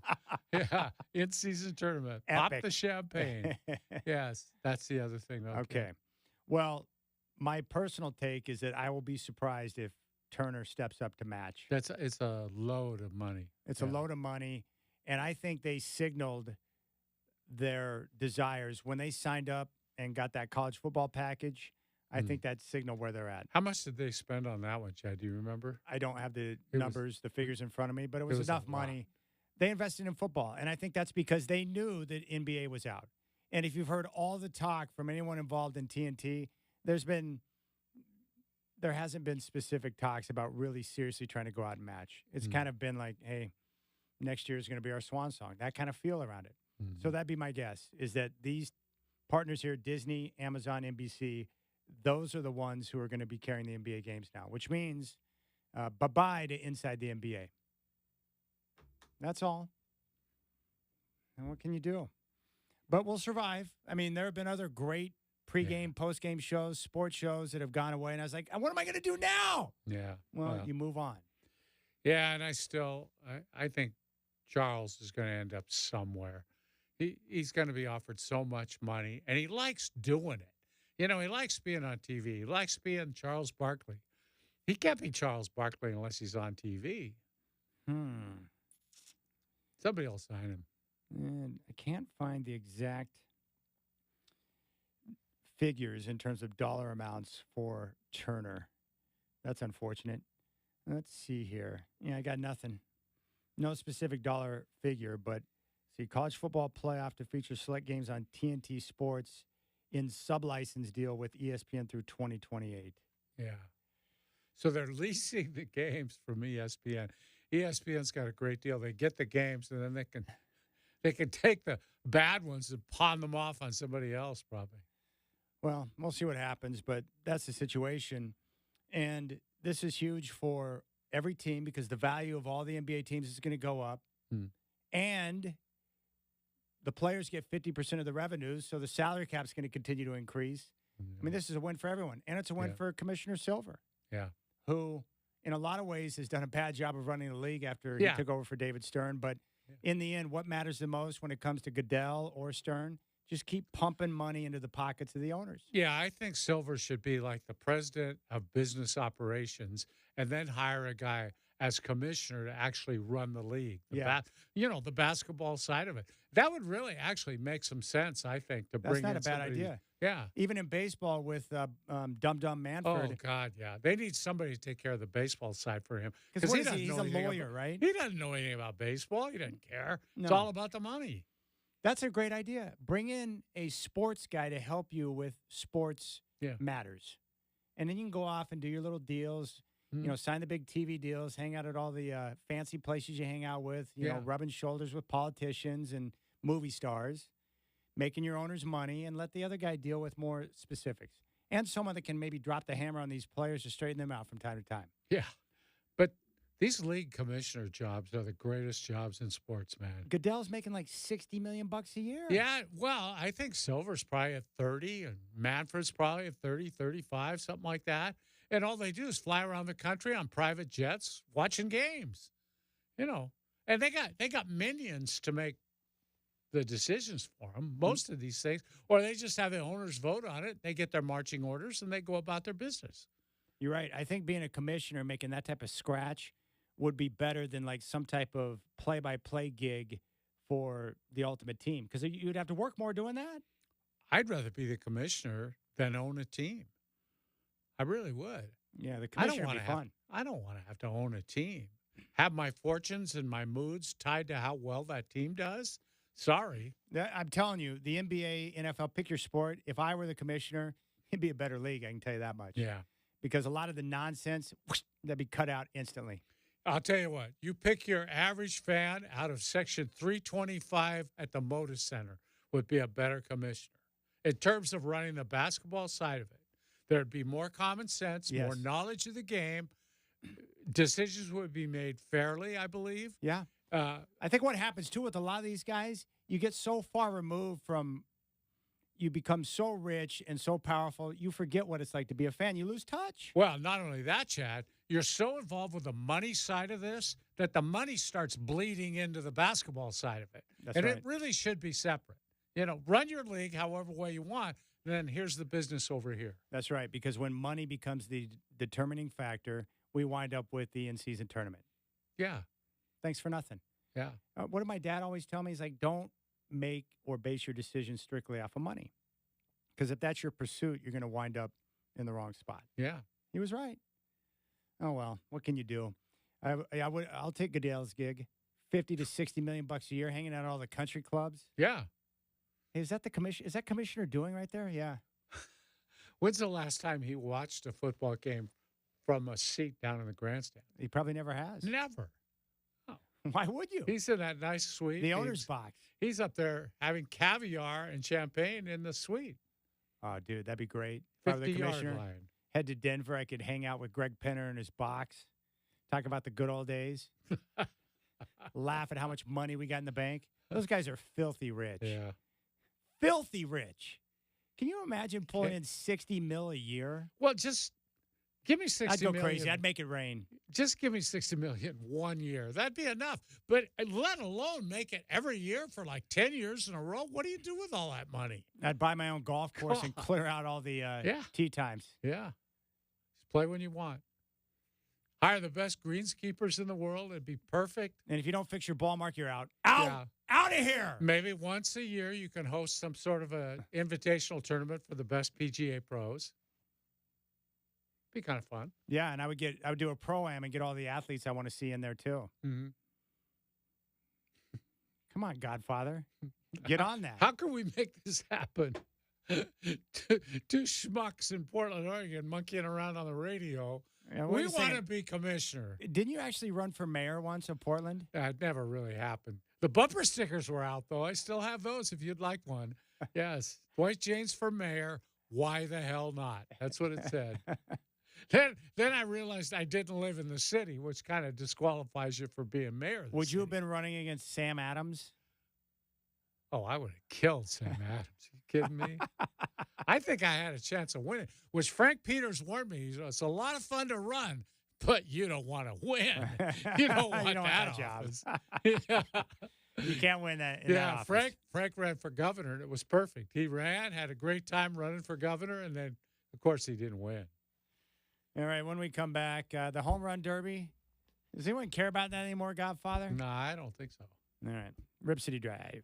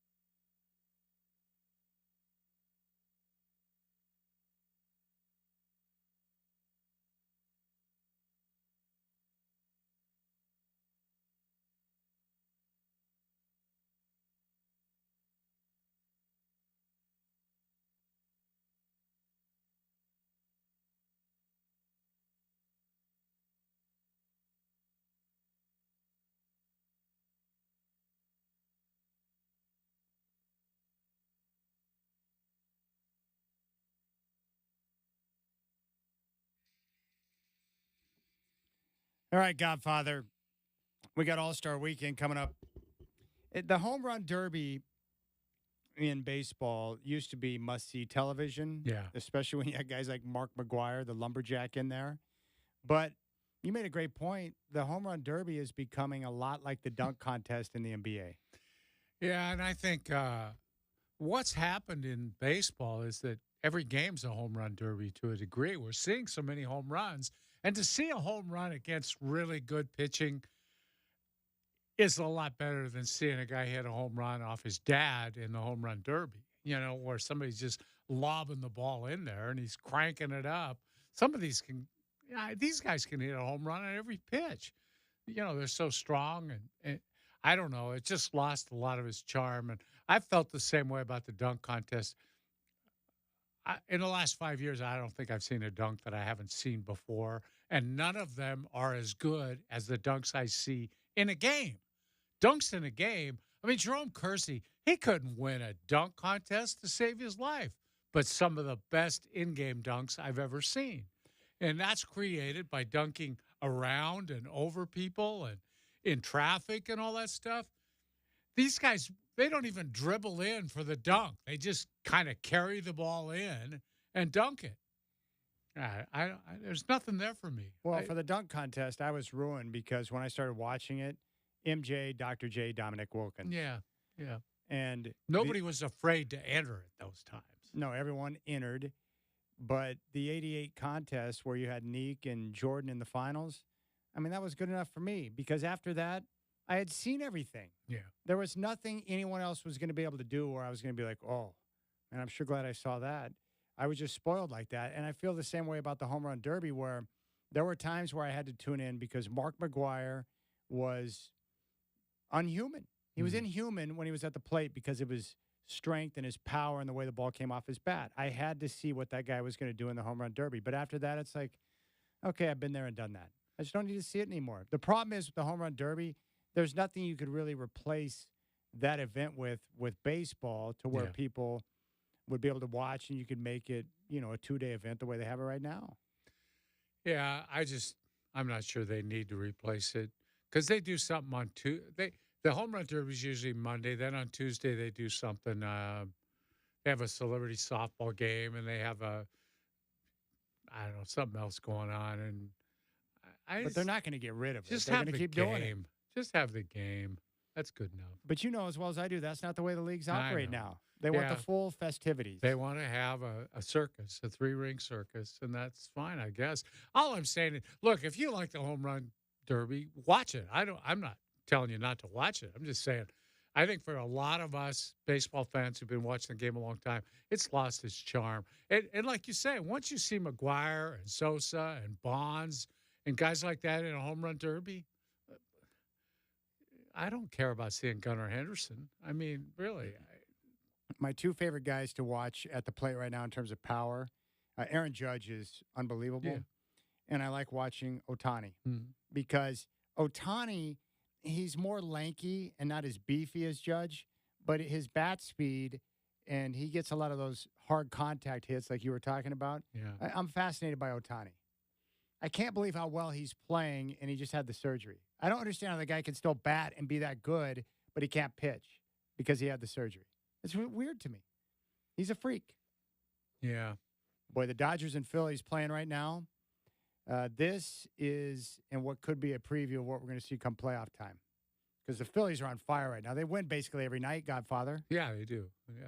Especially now that they've got their stars back. Everybody's healthy again, and they're just going to bulldoze people for a while. All right. So here's what we got right now in the major leagues with the standings. Baltimore on top in the AL East, 3 games in front of the Yanks. Who do you think is going to win that division? Well, I'll tell you, it'd be easy to say Baltimore, but their pitching woes are getting back to haunt them a little bit. Too many injuries to their pitching staff. Still, the Yankees are in a big funk right now. Real funk. The Orioles with 57 wins. The Yankees have 55. In the Central, the Guardians, 5.5 games on top of Minnesota, who is playing good baseball right now. 57 wins for Cleveland. Do you think they'll hold on in the Central? I do. I think they're the best team and not a great division. All right, Mariners right now, 50 wins, 2 games up on the Astros. How do you see that division playing out? The Astros. Anybody but Seattle is going to win that division. All right. Sorry, folks. In the National League, Phillies 59 wins, best in the majors. 7.5 games up on the Braves. They're going to win that division. Easy, right? Yeah. All right. In the Central, very interesting. The Brewers 53 wins, 4.5 games up on the Cardinals, who are suddenly playing good baseball. Yeah, the Cardinals are hot. I think I still like the Brewers. I'd kind of like to see them win. The manager there is Pat Murphy, the longtime Arizona State coach. He's a real funny guy, good guy. I'd like to see him win. All right. NL West, Dodgers, 7.5 games up on the Padres. They're going to win the division. A race. Dodgers have had all those injuries to their pitching staff, and they're still just cruising. And Mookie's out. Yeah. By the way, Sunday is the not in June anymore, free agent baseball draft. And that's Travis Bazzana's draft. ESPN has him going number 1 now. Today, I just saw it. But he'll go number 1 or 2 probably. He's pretty good. The whole country of Australia is all over that. They're totally down. And he's amazing with Australians. He wants to make baseball the big sport down there. I like this song.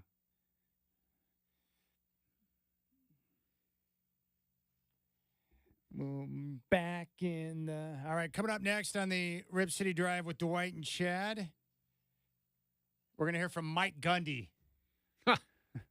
Oklahoma State Cowboys head coach. Fun to hear Mike Gundy.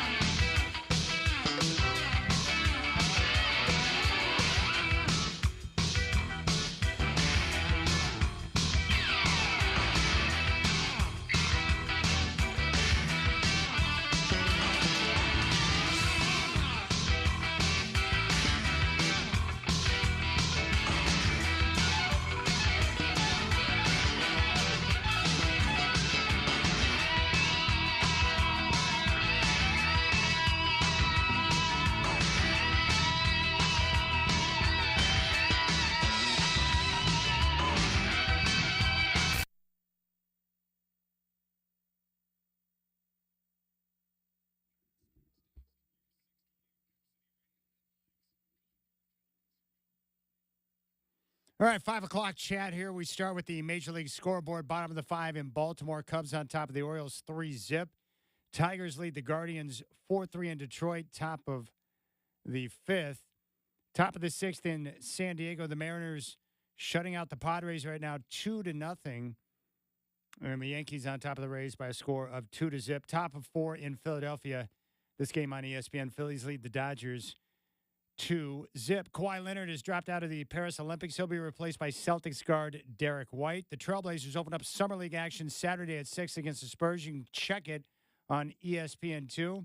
Jonte Porter pled guilty to fixing games, saying, "I know what I did was wrong, unlawful, and I'm deeply sorry." And according to Vegas, Zach Edey now the consensus betting favorite to win Rookie of the Year. More of the Rip City Drive with Dwight and Chad coming at you right now.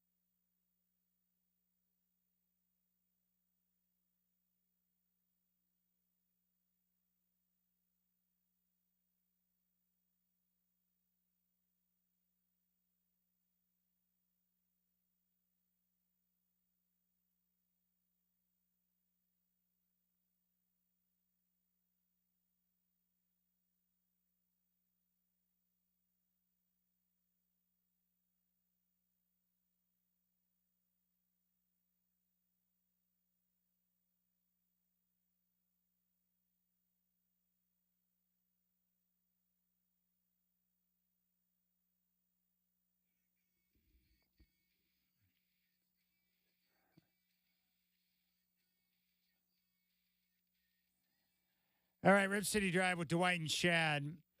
Coming up here in about 20 minutes, we actually have a way too early mock draft for next year's NBA draft. Yeah, it is too early, but it's fun. Well, it will give you an idea of what the Trailblazers will have in front of them if they successfully complete their mission this season. And that's the key, successfully completing the mission, which is to put yourself in the bottom 3 and have an equal shot at 14% to grab Cooper Flagg. Yeah. And if you don't get him, there's some pretty good guys there. That's the beauty of the draft. Mm-hmm. Yes, you want Cooper Flagg. Yes, you should draft Cooper Flagg. But if you don't get Cooper Flagg and you wind up at 2 or 3, you can walk away with a darn good basketball player. Mm-hmm. I'll say it again. 5 or 6 guys in next year's draft all would have been taken ahead of every single player in this year's draft. No question. No doubt about it. Maybe more than that, actually. And as you've been pointing out, you might want to find out a way to grab another draft pick for next year's draft. Might help a One bit. ain't enough, man. As many as you can get your hands on. I'm still waiting to hear someone say something bad about Cooper Flagg. I haven't found it yet. You know what's going to be funny, too? You know how these draft cycles work? Wait until we get towards the end of this upcoming season and we approach draft time. Then all of a sudden, all the fake stories will come out about Cooper Flagg, about the concerns. Mm-hmm. Well, we don't know if he can do this, and we're not sure about this. Yeah. And it's all going to be a bunch of baloney as those teams line up to take him number 1. That's how that's going to go down. Well, we went through that with Wembanyama. You know, there was He's this. too skinny. Yeah. Can he hold up? Yeah. Not that good a three-point shooter. Yeah, he can hold up if you're going to play him 25 minutes a night. Come on, Greg Popovich. How about the Spurs getting one of the greatest players we've seen in the draft ever and then just tanking again and showing no improvement? That was really weird. It was a weird season for them. I don't know what the heck was going on down there. I don't think Popovich knew what was going on down there either. He doesn't care anymore. He's got so much money. He's got his cellar full of wine, and he got Wemby in the draft. Yeah. And watch it. Those idiots will tank again, and he'll wind up with Cooper Flagg. And then 2 of the greatest young stars ever will be stuck down in San Antonio with all the fat women, as Charles Barkley would say. And you don't want that. Cooper doesn't want that. Come on, man. Greg Popovich. I don't know if Charles is right about that. After all, San Antonio is in Texas. And Texas, there's, Well, I'm always suspicious when fat people start criticizing other people for being fat. Because Barkley's he's not thin. Let's just put it that way. That's all. Oh, the other thing, too, there was a recent photo that I saw of Zion Williamson. I saw that. Yeah. But you had it right, Chad. Your comment was, well, it was just a bad angle on that shot, right? Yeah, he's looking a little puffy. Let's just put it that way. I'd be concerned if I were David Griffin. I'd be really concerned. Chad, he looked bigger in that picture than I've seen him look in about 3 years. He looked like he swallowed C.J. McCollum. Let's just keep it real. You can't be that fat, man. What are you trying to do out there, bro? He looked really big. It's like, come on. I mean, I understand you get out of the season, maybe take a couple of weeks off to relax a little bit. You're out of the routine of practice and all the work. But, dude, you got to tighten it up. Zion needs to tighten it up. And I don't think he's tightening it up right now, Godfather. He needs to call Body 20. They need to get his ass in Body 20 and start working him out. Get the electrodes hooked up to him. And maybe they could put something on his mouth to keep it closed. Stop shoving food down your pie hole, bruh. It kills me, man. That guy's got the ability to be so great, and yet he's getting derailed by the grub. It's tough. I'm telling you, man.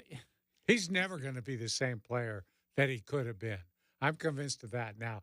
Last year, he bounced back a little bit, but even last year, he wasn't the same Zion that we've seen previously. He's lost some of that explosiveness and mobility. I don't think he's getting it back. Oh, my goodness. All right. You want to talk about Mike Gundy?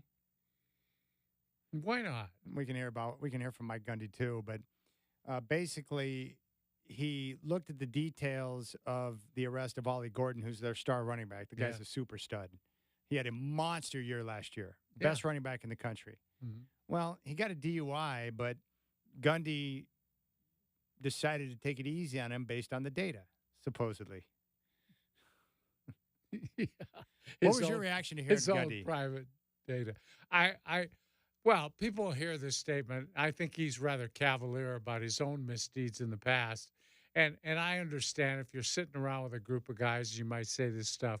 But publicly, for one of the highest paid employees in the state of Oklahoma to come out, I'm sure the president of his university wasn't real pleased with what he said about how many times he's driven drunk in his life. And well, he didn't say driven drunk. Well, no, but he said 2 or 3 beers and driven home. Well, 2 or 3 beers in an hour, you're probably not going to pass a test. Well, he didn't specify time. Then let's take a listen to what he had to say. Okay. First, I thought, okay. So I looked it up on my phone. What would be the legal limit? Like in Oklahoma, is .08. In Ollie was 0.1. So I looked it up, and it was based on body weight. Not to get into the legal side of it, but I thought really 2 or 3 beers or 4. I'm not justifying what Ollie did. I'm telling you what decision I made. Well, I thought I've probably done that 1,000 times in my life, and it's just fine. So I got lucky. People get lucky. All right, there you go. There's Mike Gundy. He went on to say one thing that I can say in year 20 as a head coach that I probably wouldn't say in year 2 is everyone needs to look in the mirror and think, have I done that and not gotten caught? Have I had 2 or 3 beers and drove a car? Because 2 or 3 beers can put you over the legal limit. People need to put some thought into that and not throw stones through glass windows. Not that it's right, and I want him to understand the seriousness as a parent, and I think he did. So there's Coach Gundy. I understand what he was saying. I mean, obviously, he was, when he said, I've probably done it 1,000 times, it's just a figure of speech. I just didn't have a big problem with what he said. I understood what he was trying to convey there. Yeah, I understood it too. I just think it's a cavalier attitude towards something that these days is considered much more seriously than that. And I think to not punish him at all is the big question in this. Not really even what he said. It's just the idea that he will pay no penalty for this, other than him jokingly say, well, we'll just give him the ball 50 times in the first game of the season. Well, I can only speak for myself. I've certainly driven when I should not have been driving. Yeah. There's no question about it. Yeah, me too, probably. And I look back on those moments, I'm like, how did I not injure myself, kill myself, or seriously injure or kill somebody else? But that doesn't diminish the fact that you did something wrong. No. I'm just saying that I've done it. Yeah. And I know a lot of people that have. I'm very fortunate to not have had something happen. Yeah. It's crazy. Yeah. Absolutely crazy. So I understood what Coach Gundy was saying. I would imagine, too, the fact that Ollie Gordon's like the best running back in the country may factor into his decision-making You there. think? Yeah, I think the better you are, the more leeway you get. Well, there was fear that they might lose him in the portal, but Oklahoma State's got some Phil Knight type money to work with, so they're able to work out some NIL situations for Ollie Gordon. He's probably, I read somewhere, he's probably making over $1 million this year for playing. But do you look at it differently if, let's say that you have a few beers and you're just slightly over the legal limit, not plowed and completely out of control, but you get pulled over and you blow illegal. I mean, is that different than someone who's had 12 beers and is completely belligerent driving, or is it the same thing? No, I think it's different, but I don't think you can argue with the law. The law needs some sort of a measuring stick, and they pick 0.08. And I think that's about the number that most states have, 0.08. And you break the law, you pay the price. You do the crime, you spend the time. Well, I used to work with Gilroy Napoli Short, the attorneys here in town, and and there were people who would get irritated at me because I'd be like, "Hey, call Gilroy Napoli Short; they're going to help you and protect your rights." The difficulty is that you have a lot of those situations where guys go out, they have a couple of pops after work, they feel like they're fine, they get pulled over, and they blow just past the legal limit. Yeah, they're not belligerent, but they get the same penalties, right? Right. And I just feel like in that situation, it's like they made a mistake. They probably know it. You got to pay the price, but you can have someone there to protect you and walk you through the process. Yeah, I understand what you're saying. I would just say, though, I think everybody feels like they're all right, or they probably wouldn't do it. And I think the guy that had 12 beers is probably standing there weaving and bobbing back and forth and saying, "No, I'm fine. I could drive." So you can't trust that guy to assess his own condition, Yeah, the bottom line here is that if you have extreme talent and you can help your team, you're probably going to get preferential treatment. Yeah, not only with alcohol, but just about anything else. The same thing happens when they get in a fight somewhere. They assault somebody. If you're a good player, you got a chance to wriggle your way out of that. Yeah. Even with law enforcement. How many people do you think are driving around town stoned now? A lot. Yeah. Because it's just so easy. I mean, you just pop a couple gummies and there you are. I like Coach Gundy because he speaks freely. He's just a different type of dude. And I like that because he speaks openly. And like a lot of guys are so guarded, they won't tell you anything. And he speaks openly and then he gets criticized for it. Well, sometimes he's put his foot in his mouth. Sometimes. You just like him because he wins games. I'm not an Oklahoma State fan. I just like Gundy. I know, but I'm not an Oklahoma State fan. Your dad is. My dad went to Oklahoma State. When the Sooners are not playing, I will pull for Oklahoma State for my dad's pleasure. Yeah. Yeah. What's your dad think of that situation? That would be a good question. Does he think that players should be punished? Yeah. Yeah, my dad thinks that you does. got to have some discipline to say, hey, you broke the rules. Yeah. Here's the penalty, and you got to do that. I think it's dangerous to have people do something that's against rules or law and not get any punishment. They begin to think they're above the law, and that's a dangerous thing to foster in somebody. I appreciate the white snake, Shacker. Very subtle. There are some songs where you listen, you're like, what are they talking about there? And then there's some songs where you're like, I know exactly what they're talking about there. Yeah, my dad thought that he should be suspended, and he said you do it right away so that you hammer him in the early part of the schedule before you get into conference play. Right. Yeah, I don't know who they open up against, but you could easily suspend it. Nobody plays a tough game in their opener. It doesn't matter which bum running back they put out there in the opener because he's going to run for 300 yards. That's going down. Let's see here. Who do the Cowboys play in their opener? It looks like South Dakota State. Oh, you know what? Though you play those Dakota teams, if you're going to pick somebody in that division, they're not the right ones to play. You might want to play Portland State. Sorry, Barney. Yeah, if you're playing Barney, we got to see you out against Portland State. How much you got? Barney's take that game. Hey, Barney, how many yards do you think Ollie Gordon would roll up on you guys? Probably about 600. I love Barney, too. He wouldn't have to carry it 50 times either. 10 carries, 600 yards. Barney, we love you, man. Ollie Gordon could run for 600 yards with 3 or 4 beers in him against PSU. They never tackled him, but he did fall down a few times. All right, coming up next, a early look at what's in store for the Blazers next year.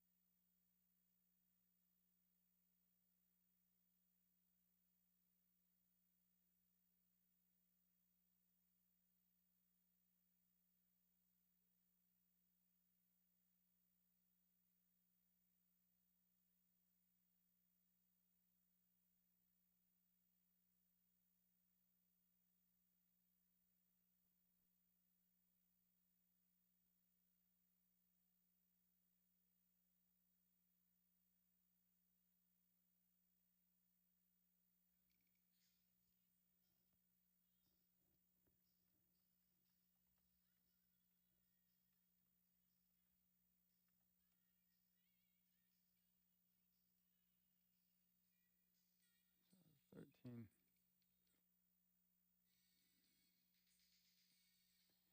You know, it's crazy. This song came out 37 years ago.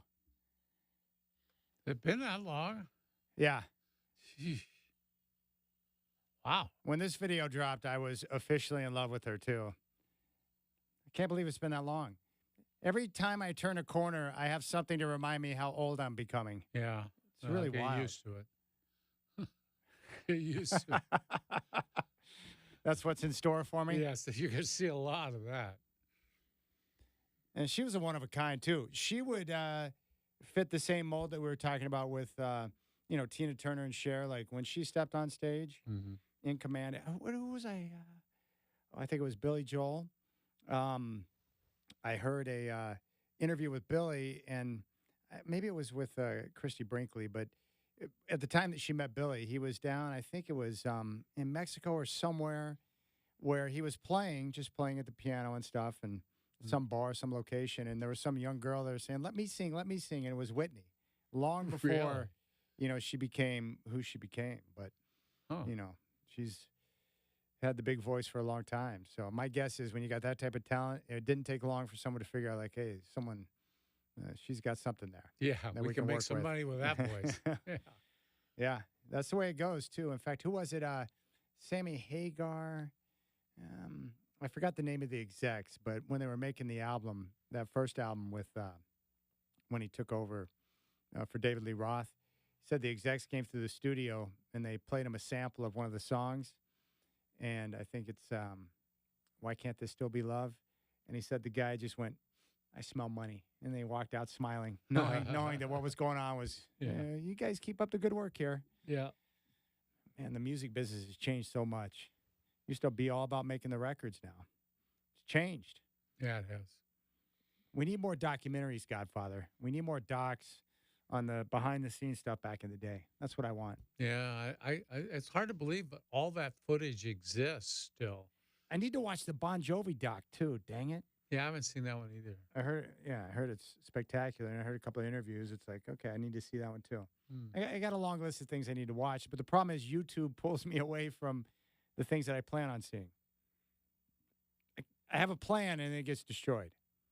It's the story of my life. It's a YouTube addiction there. Oh, my goodness. It's so good. So good. All right, let's take a look at the upcoming draft. This is a mock draft for next year. And Dwight said, here's a mock draft next year so we know a little about the guys behind Cooper when the Blazers missed the top pick in the lottery. Spoken like a true Blazer fan. I mean, Chad, do you really think the Blazers will get the number one pick? Well, no, they probably won't because we'll get punked somehow, but you want to give yourself the best chance at Cooper. Yeah. You got nothing to lose except games. It would be nice to get the number one pick and then flip off Greg Popovich and be like, yeah, take that. Yeah. Take that, bro. 6'9", 17 years old, and balling his backside off right now. Oh, yeah. He's amazing. Cooper Flagg. And no surprise, but he is the consensus number one pick in next year's draft, Godfather. Here's what they say about Cooper in The Athletic. Let's put it simply. Flagg is one of the best two-way players I've seen at the high school level in a long time. Largely, that's based on his processing ability. For a teenager, he thinks the game faster than everyone else. You see that most on defense, where he imposes his will upon the game on and off the ball. He's a tremendous as a help defender, blocking a ridiculous number of shots and covering the opposite side of the floor with serious skill for finding steals. Also great as an offensive player who has worked his way into his skill set. His handle has improved drastically over his time in high school, and he's capable of creating makeable pull-up jumpers, particularly from the mid-range area. His three-point shot continues to improve. That's all. So basically what they're saying is he's the perfect player, the perfect two-way player. Yeah. How often do you hear somebody in high school get praised for their defense like that? That's not pretty too amazing. often, because defense is usually something that comes a little bit later. Yeah. And it's so instinctive for him. You know, he just does this stuff off the ball. It's amazing. Is there any way we can rig the lottery the way David Stern did for New York when Patrick Ewing came out? Yeah, got to go back to those envelopes. Can we freeze some of the balls? I don't know what that would do. Dude, you got to go back and watch the TV footage of Stern and it's very awkward. The Patrick Ewing draft. Yeah, when he reaches in that, it's like some pathetic, like weak local television announcement of the lottery numbers or something. It's like, this can't be real. The way he reaches in and feels around, it's highly suspicious. Yeah, and for people who haven't seen it, in the old days, they had that big drum, like the old quiz shows used to do, drawing postcards out. And they'd spin it around a couple of times, open the hatch, and he'd reach in there for an envelope, and it would have one of the teams. And this time, he was just reaching around because the rumor was always one of the envelopes was frozen so that he could feel it and know which one it was because they wanted Patrick Ewing in New York. And guess what? He ended up in New York. Do you think that there was fishy business going on with that lottery? I'll tell you what, all those guys in Utah, they all thought so because they thought they were going to get Ewing later. But yeah, a lot of people thought so. In those days in the league, the NBA really needed Patrick Ewing in New York. That was a big deal at the time. And David Stern usually got what he wanted. He had a way.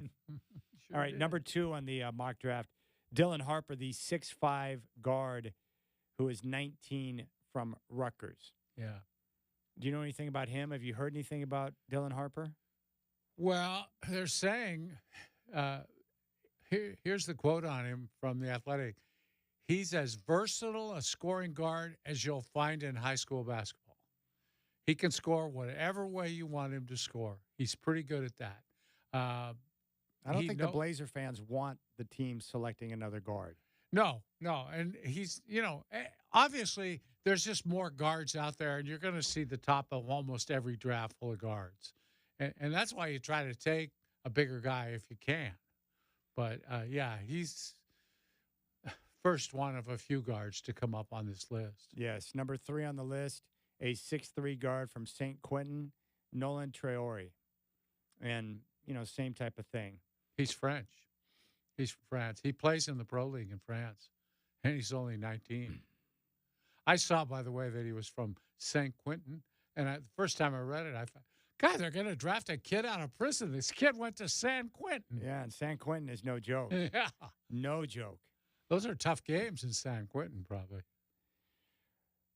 Number 4 on the list is the 6'3" guard from Baylor, 19 years old, VJ Edgecombe. And, he's a good player, a good combo guard. Yeah. Number 5 on the list, this is a guy you've talked about, the 6'8" wing from Rutgers, Ace Bailey.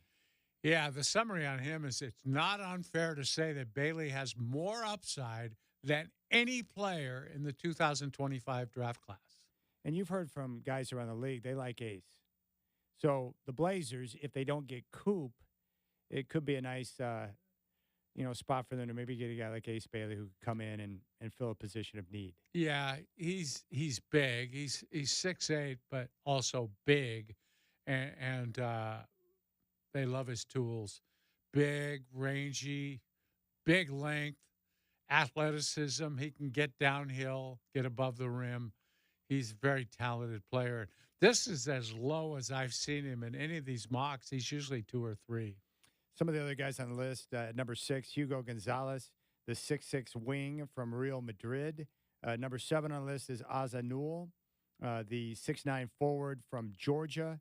Liam McNeely at number 8 from UConn. He's a 6'6" wing.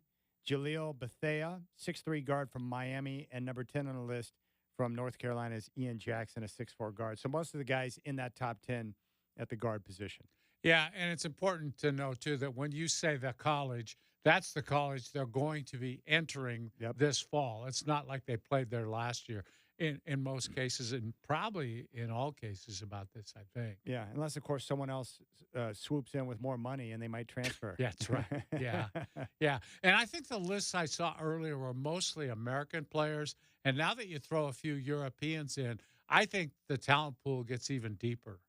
And one thing I wanted to ask you for fans who are tuning in to check out Summer League, with the games being the way they are and some of the players you don't know, like, how do you watch it? What's the best way to view Summer League? What are you looking for when you're watching Trailblazer Summer League games? Well, you're looking for translatable skills into the league. That's the big thing. Don't look for a guy that can do everything. The guy that can do everything is probably not in Summer League. You're looking for a guy who can really handle the ball, who can really make threes, who looks like a really aggressive defender. All those things, a great passer. Look for that in a player. And I always say this, if you're looking for a good basketball vacation, go down there. Even though it's 120 degrees down there, the gyms, both the gyms where they play are air conditioned. You'll be very comfortable. Don't get there too early or you'll have to wait outside and you'll die in the heat. But they play in gyms that are united with the same concourse, and it's really a basketball bonanza. You just go back and forth between the two gyms. There's always games, sometimes two going on at the same time. Most of the time, two games are going on at the same time.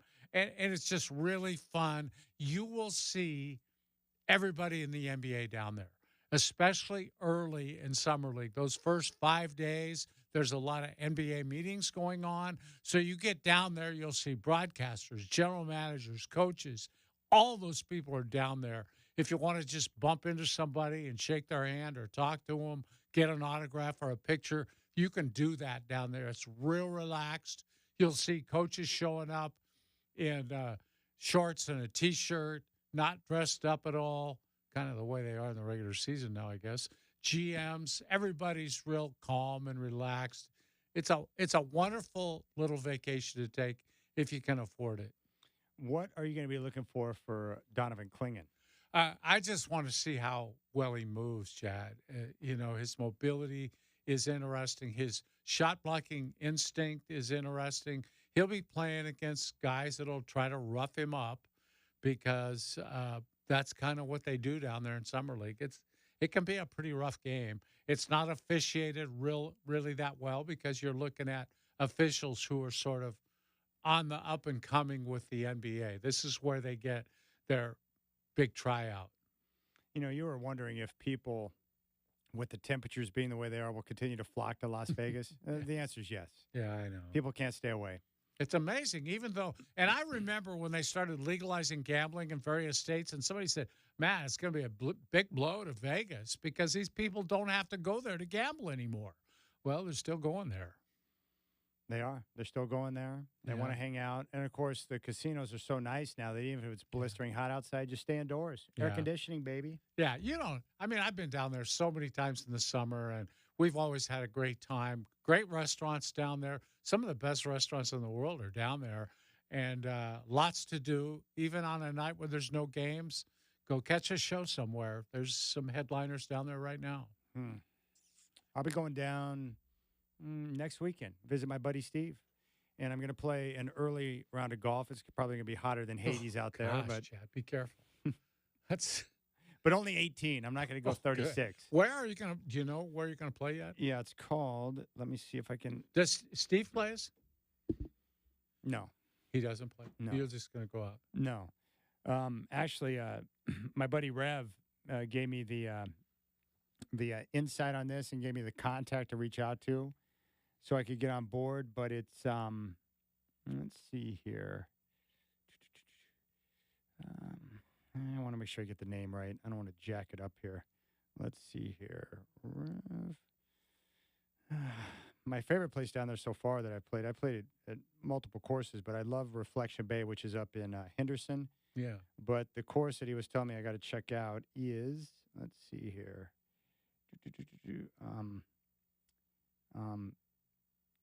Sienna Golf Club. I don't think I've heard of that one. Yep.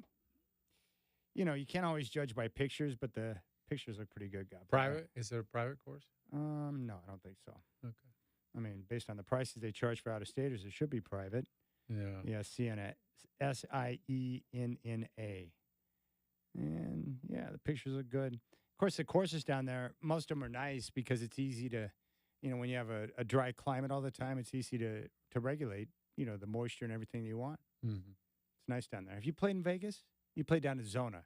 You played at the TPC in Zona, didn't you? Yeah, I've played a lot of places around Phoenix and Scottsdale, but I don't think I've ever played Nevada.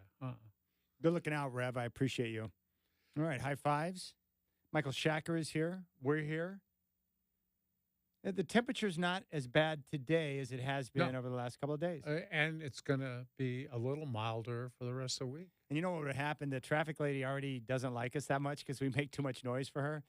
You would have forgotten to take the space heater back, and then she would have been mad at us for another reason. Because she gets really cold over there, too. She told me one day it's really cold. Oh, that room's colder than this room.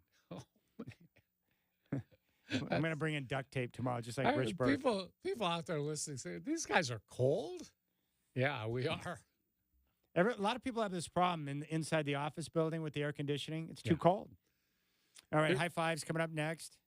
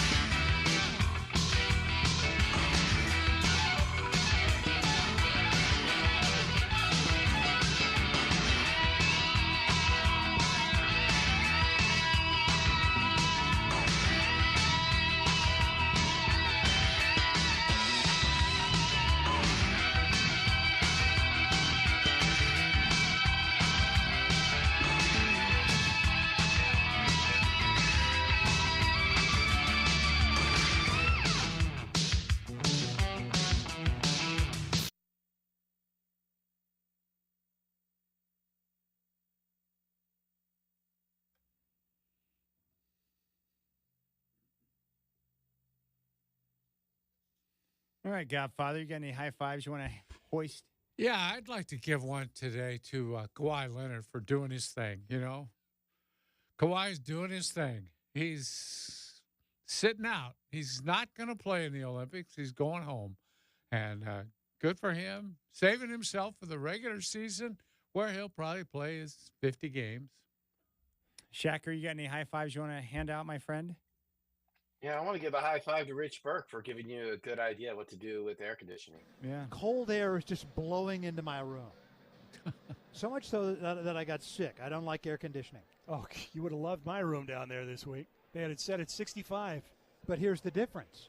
You had the ability to adjust your room. Yes. In the hotel room where I was staying at this hotel in Eugene back in the day, there was one thermostat for 2 rooms, and it wasn't in my room. It was in the room next door, and I had no idea who was standing there. I had no way to adjust the temperature in my own room, so I got a piece of cardboard and some duct tape, and I duct taped over that vent on the ceiling. I didn't care what marks the duct tape left. I was not having that air come into my room.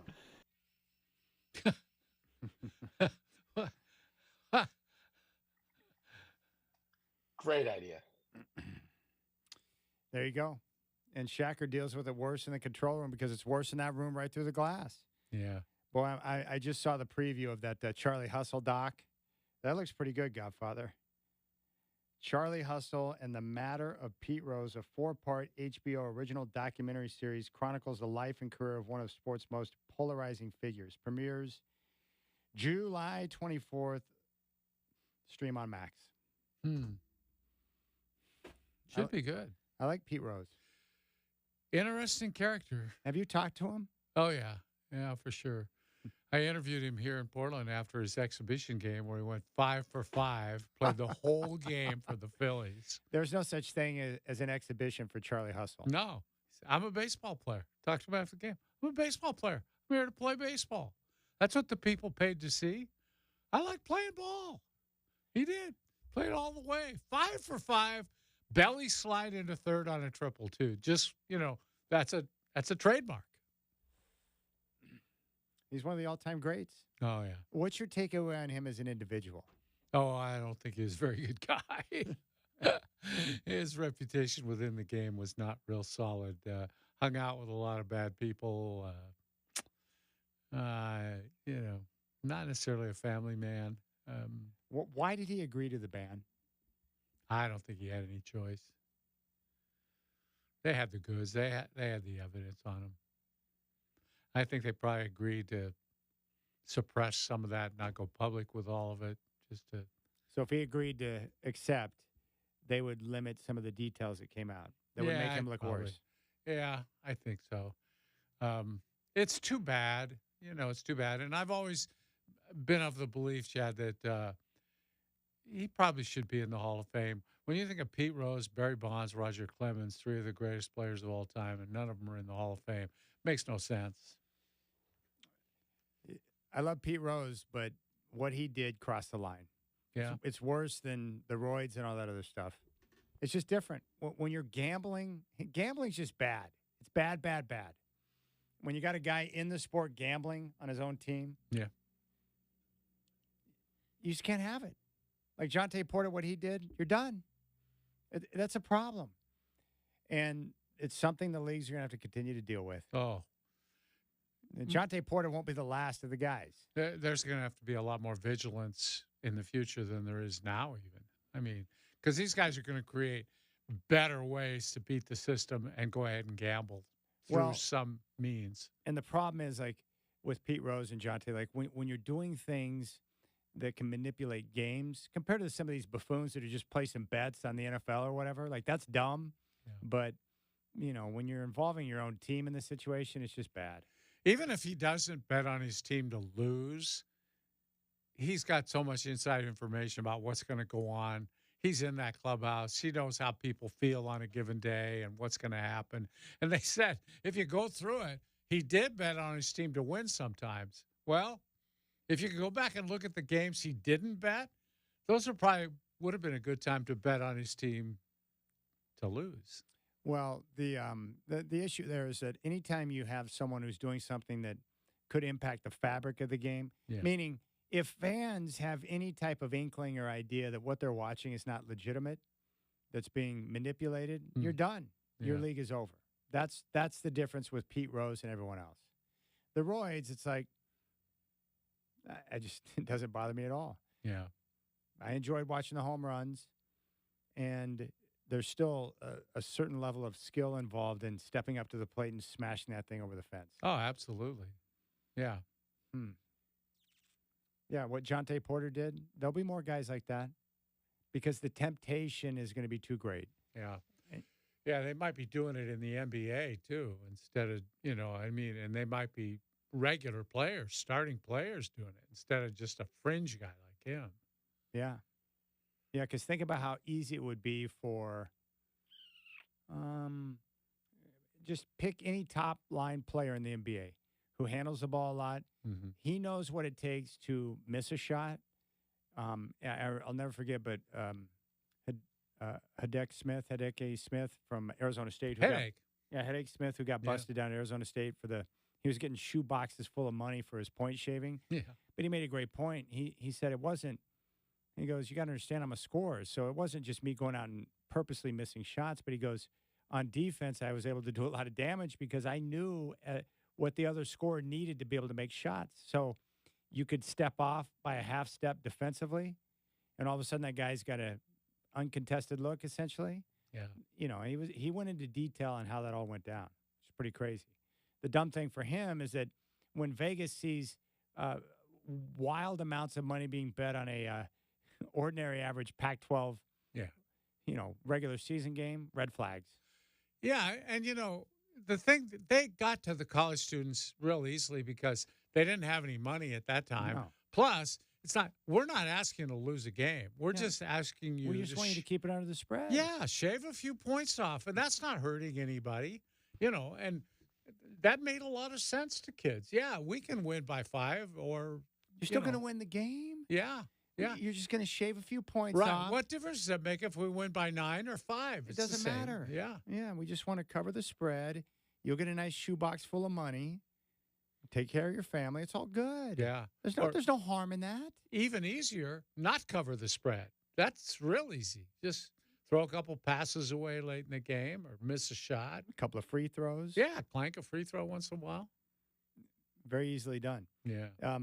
That's why I'm surprised we don't hear more about officials being on the take, because it's very easy for an official to impact a game. Mm-hmm. In all sports. Yeah. Some night you swear they are. Watching some of the things I've seen over the years, I'll tell you that. No offense to anybody. Hey, I love saying that. No offense. Hey, Angel, you got the over on strikeouts for Aaron Judge tonight? Because your strike zone sucks balls. Are you aware that pitcher's about a foot outside?